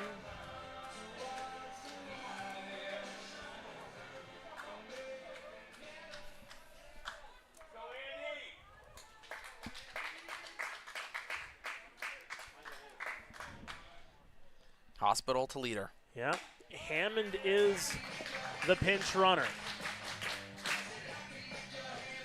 And it's a 1-0 count. Some speed on the base paths as the Royals look to close the gap. Tying run on first base. Here it comes. That one's laced high.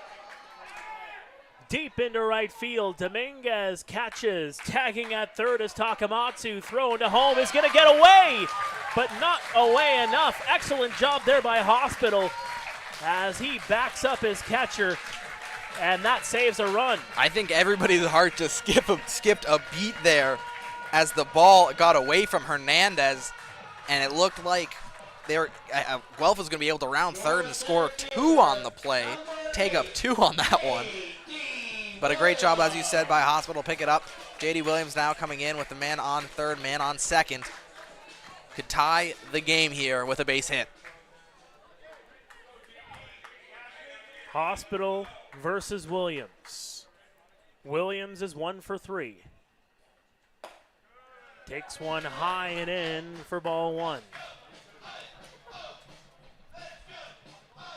Hammond on second. It's Pena on third.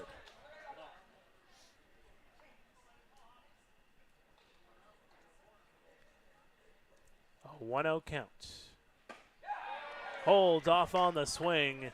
Appeal over to first, and he didn't go around by a mile there. 2-0. And that was the inside edge. I know Hospital was trying to work it as it's been pretty successful all game, but that time there was no strike. The 2-0, that'll go across for a strike, just above the knees.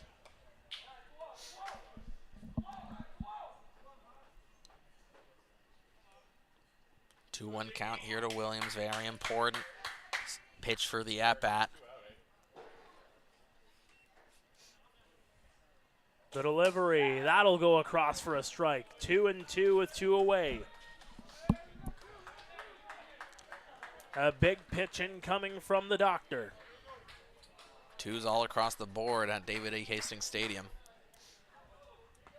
2 runs here in this inning for the Royals. Looking to add more to it. 2-run deficit. Here it comes. That one's fouled away.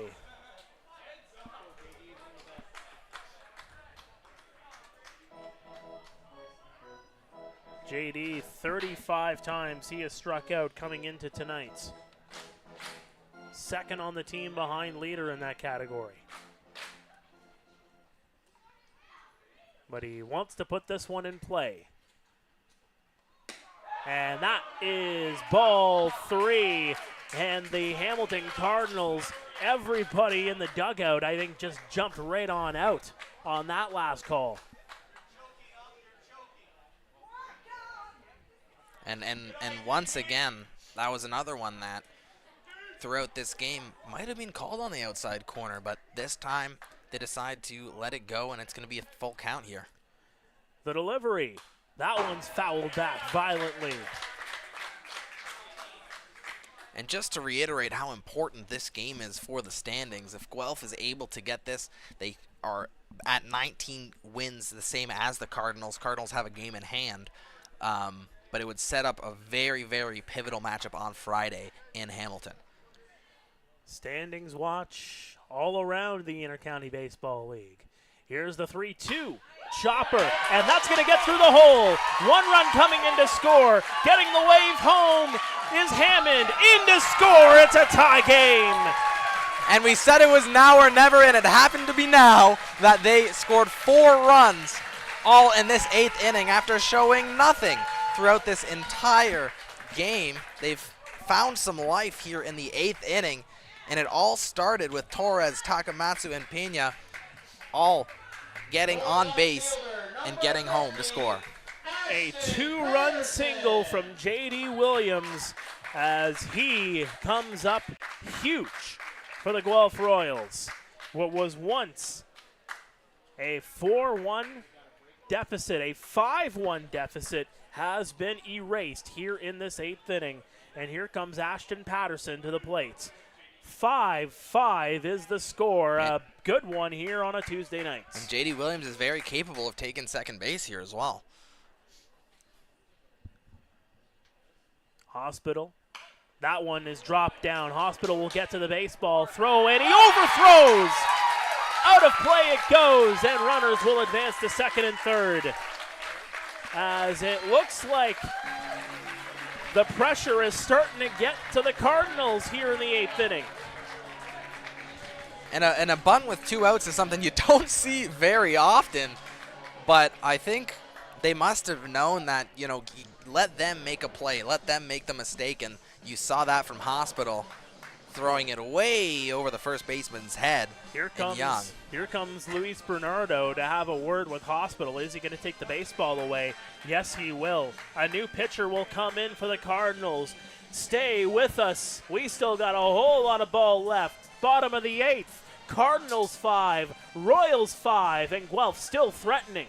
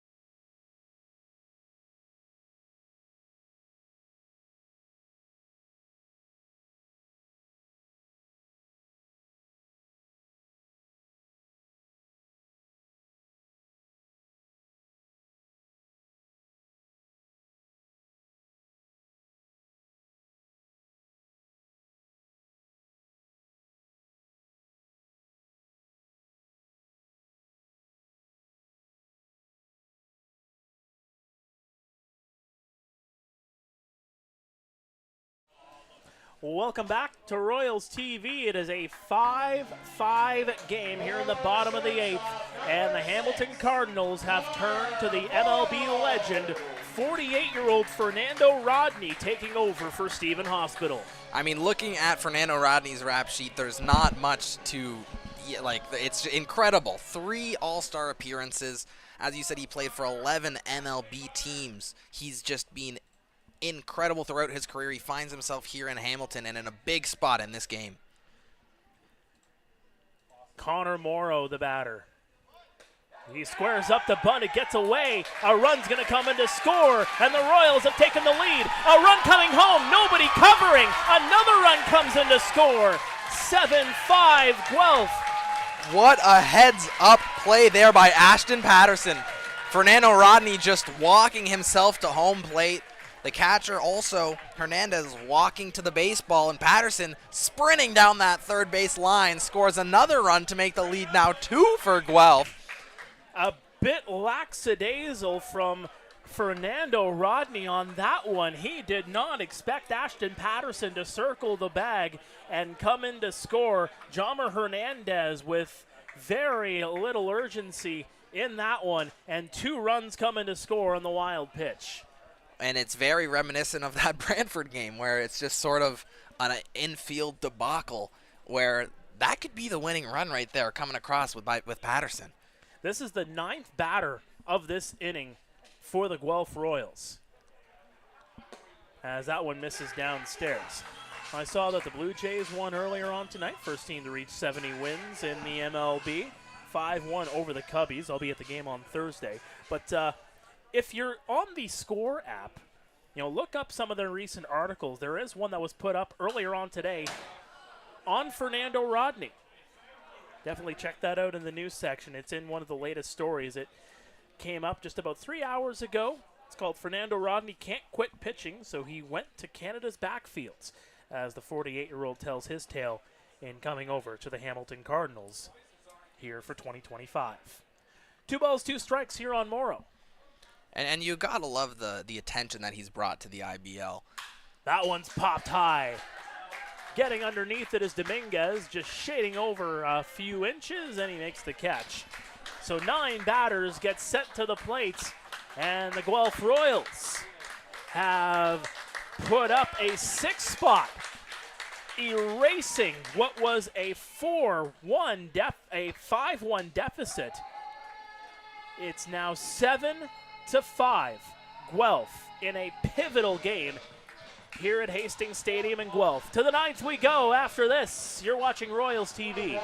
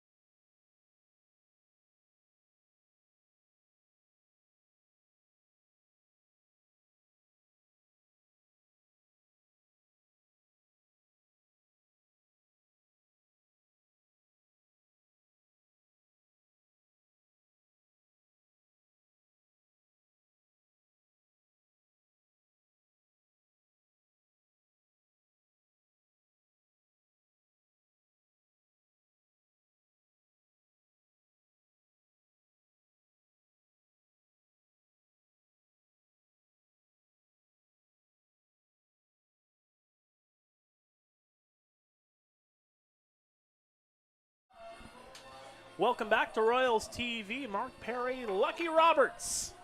Top of the 9th. Here we go, Guelph Royal fans. as we just saw one former MLBer in the bottom of the 8th, and Fernando Rodney, the Guelph Royals, will turn to another former major leaguer to try to close this one out in Edgar Garcia. Well, Edgar Garcia also has a very impressive rap sheet playing for the Phillies, Rays, Reds, and Twins in recent years in the MLB. 28-year-old from Ponte de Palenque in the DR looks to close this game out with now a 2-run cushion thanks to Ashton Patterson. That one missing upstairs for ball 1. And there was one thing you said before the last inning. You don't have to rely on getting all the runs in the 8th if you're the Guelph Royals. I think they said, you know what, let's just do it. Yeah, they just made the choice. Let's just do it. Absolutely. Might as well. That one's going to paint the outside edge for a strike. I did not count on them putting up a crooked number at 6 in the bottom of the 8th there. Well, and it's all due respect to the Guelph Royals, but they just weren't hitting at all up until that inning. And even still in that inning, they got a lot of help from the Hamilton Cardinals with a couple of errors, a passed ball. So that one goes into the dirt. And you think about that error at third base. Oh, that's huge. That changes the entire complexion of this game and maybe even the playoff race for both these teams.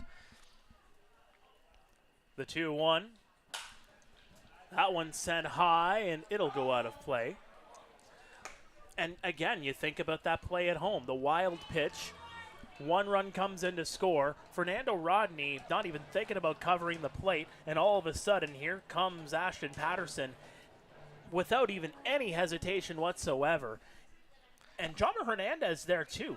Yeah. You have your face to the plate. You see Ashton Patterson coming in. That's a catcher's responsibility to let him know, hey, there's a guy coming home. You better hurry up. Well, I mean, he had his back turned, right? Like he was just walking to the baseball, and I thought when I saw Patterson running around, I was like, oh, he's gonna get caught.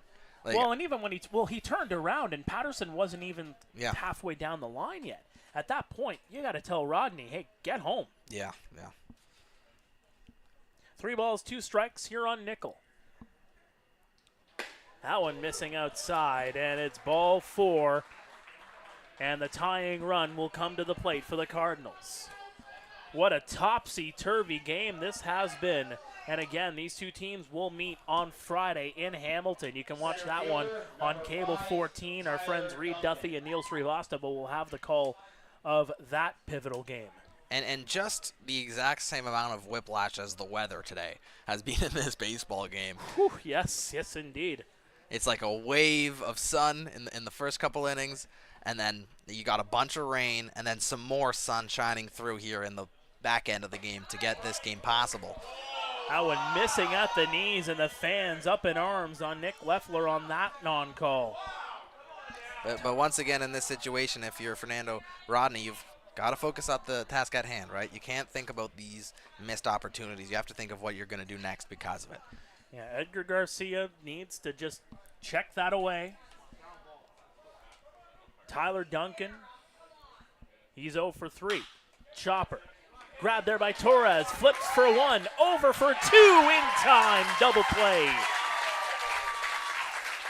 And great job there by Fernando Rodney in the defense to turn 2 there. Exactly what you're looking for with that man on first.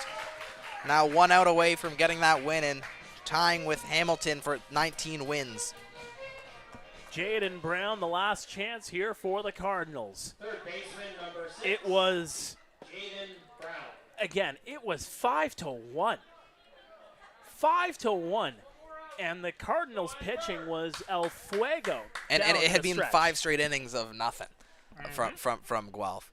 And that's how quickly it can turn in baseball, right? Like, you just need to get a run started. You need to get guys on base. You need to get the other team sort of worried about it, thinking about it on the base pass. And they're going to make errors, and they're going to give you free bases. And somehow Guelph turned that into a lead.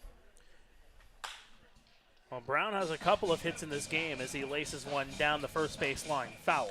No, that's a huge double play because it's the heart of this Hamilton Cardinals lineup. You've got Brown, you've got Hernandez coming up, Duncan just to bat there as well. And again, these are guys that have done damage for the Cardinals tonight.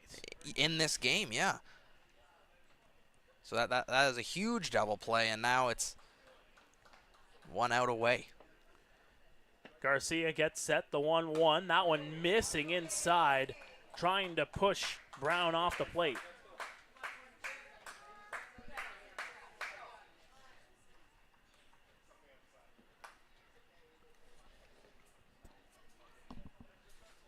And the Royals coming into this one a game and a half behind Hamilton. The 2-1, trying to frame that one was Pena. Looked like he caught enough of the plate, but home plate umpire Nick Leffler says that's ball 3. And how important is that 7th run for the Royals here? It gives you so much. You can make one mistake.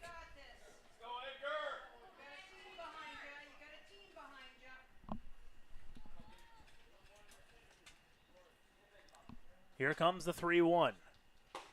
And that's a cross for strike 2 as the Cardinals are down to their last strike.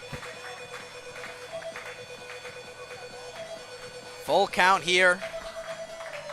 Everybody here at David E. Hastings Stadium ready for this pitch. Here comes the claps. The Royals faithful getting loud here for Edgar Garcia. The 3-2. That's strike 3. The Royals win. A 7-5 victory as a 5-1 deficit is erased in the 8th inning. Edgar Garcia shuts them down in the 9th, and the Royals now find themselves a half game back of the Cardinals for 5th in the IBL standings. And this is some momentum to build off of, right? Coming into the playoffs, getting a huge win against a team that's right there with you in the standings. It sets up a huge game on Friday in Hamilton against the Cardinals, where the Guelph Royals with a win can jump them for 5th in the standings, getting a more advantageous playoff first round situation. And just what a huge bottom of the 8th that was for this squad and this team. And well of note, thanks to our friend Dan Dominguez for pointing this one out, the win for the Royals and more importantly the loss for the Cardinals also clinches home field advantage in the first round of the playoffs for the Chatham-Kent Barnstormers, as they again thinking about possibly moving up as high as 2nd place in the IBL standings as Hamilton moves to 19-20 on the year. The Guelph Royals, again, as you said, partner, a chance to leapfrog the Hamilton Cardinals Friday night. But again, that game in hand is going to be crucial going down the stretch here for the Cards as they try to hold on to that 5th spot and possibly a matchup with the Chatham-Kent Barnstormers, or maybe it's Barrie, maybe it's London. That is how close things are in the Intercounty Baseball League as we head into the final few games of this season. Absolutely. No, and if you're the Cardinals, you got to take care of business. You got to take this one in stride. Things happen. You get sort of, I guess, lazy in the field there. That happens. You miss a throw to first base. You can't make the transition from your glove to your throwing hand. And this stuff happens. But what are you going to do about it? And that's the conversation they're going to have to be having in their bus on the way home after today's game. Well, again, the final score, the Guelph Royals 7, the Hamilton Cardinals 5, and as we talked about, a 5-1 deficit erased.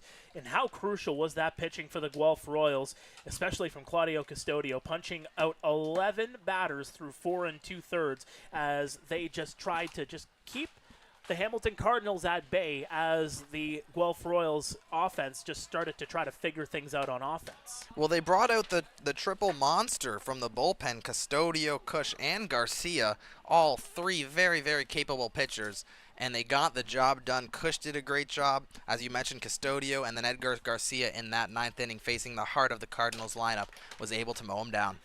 Well, the Cardinals are back in action on Friday against the Guelph Royals. They will then go into Barrie on Saturday and into Brantford on Sunday as they try to hold off the Guelph Royals, who are itching to climb up the standings. Guelph, again, they improve to a record of 19-21 on the season. Hamilton drops to 19-20. Guelph, after Friday night, they'll have one game remaining against the Kitchener Panthers. It's Pack the Park night here at Hastings Stadium on Saturday night. Free tickets, so you have no excuse if you are in the Guelph area. Come on down to Hastings Stadium. But if you can't make it down, you can always tune into us here on Royals TV as the Guelph Royals make that final push towards the postseason. More importantly, I just want to say $2 hot dogs as well. Oh, for absolutely. me, $2 hot dogs at that game. Get 6 of them. Get 8 of them. Get 10 of them. Go double digits. That's what I would do. Absolutely. Once again, the final score 7-5. The Royals win it over the Hamilton Cardinals. For Lucky Roberts, my name is Mark Perry, saying so long, and we will see you back here Saturday nights.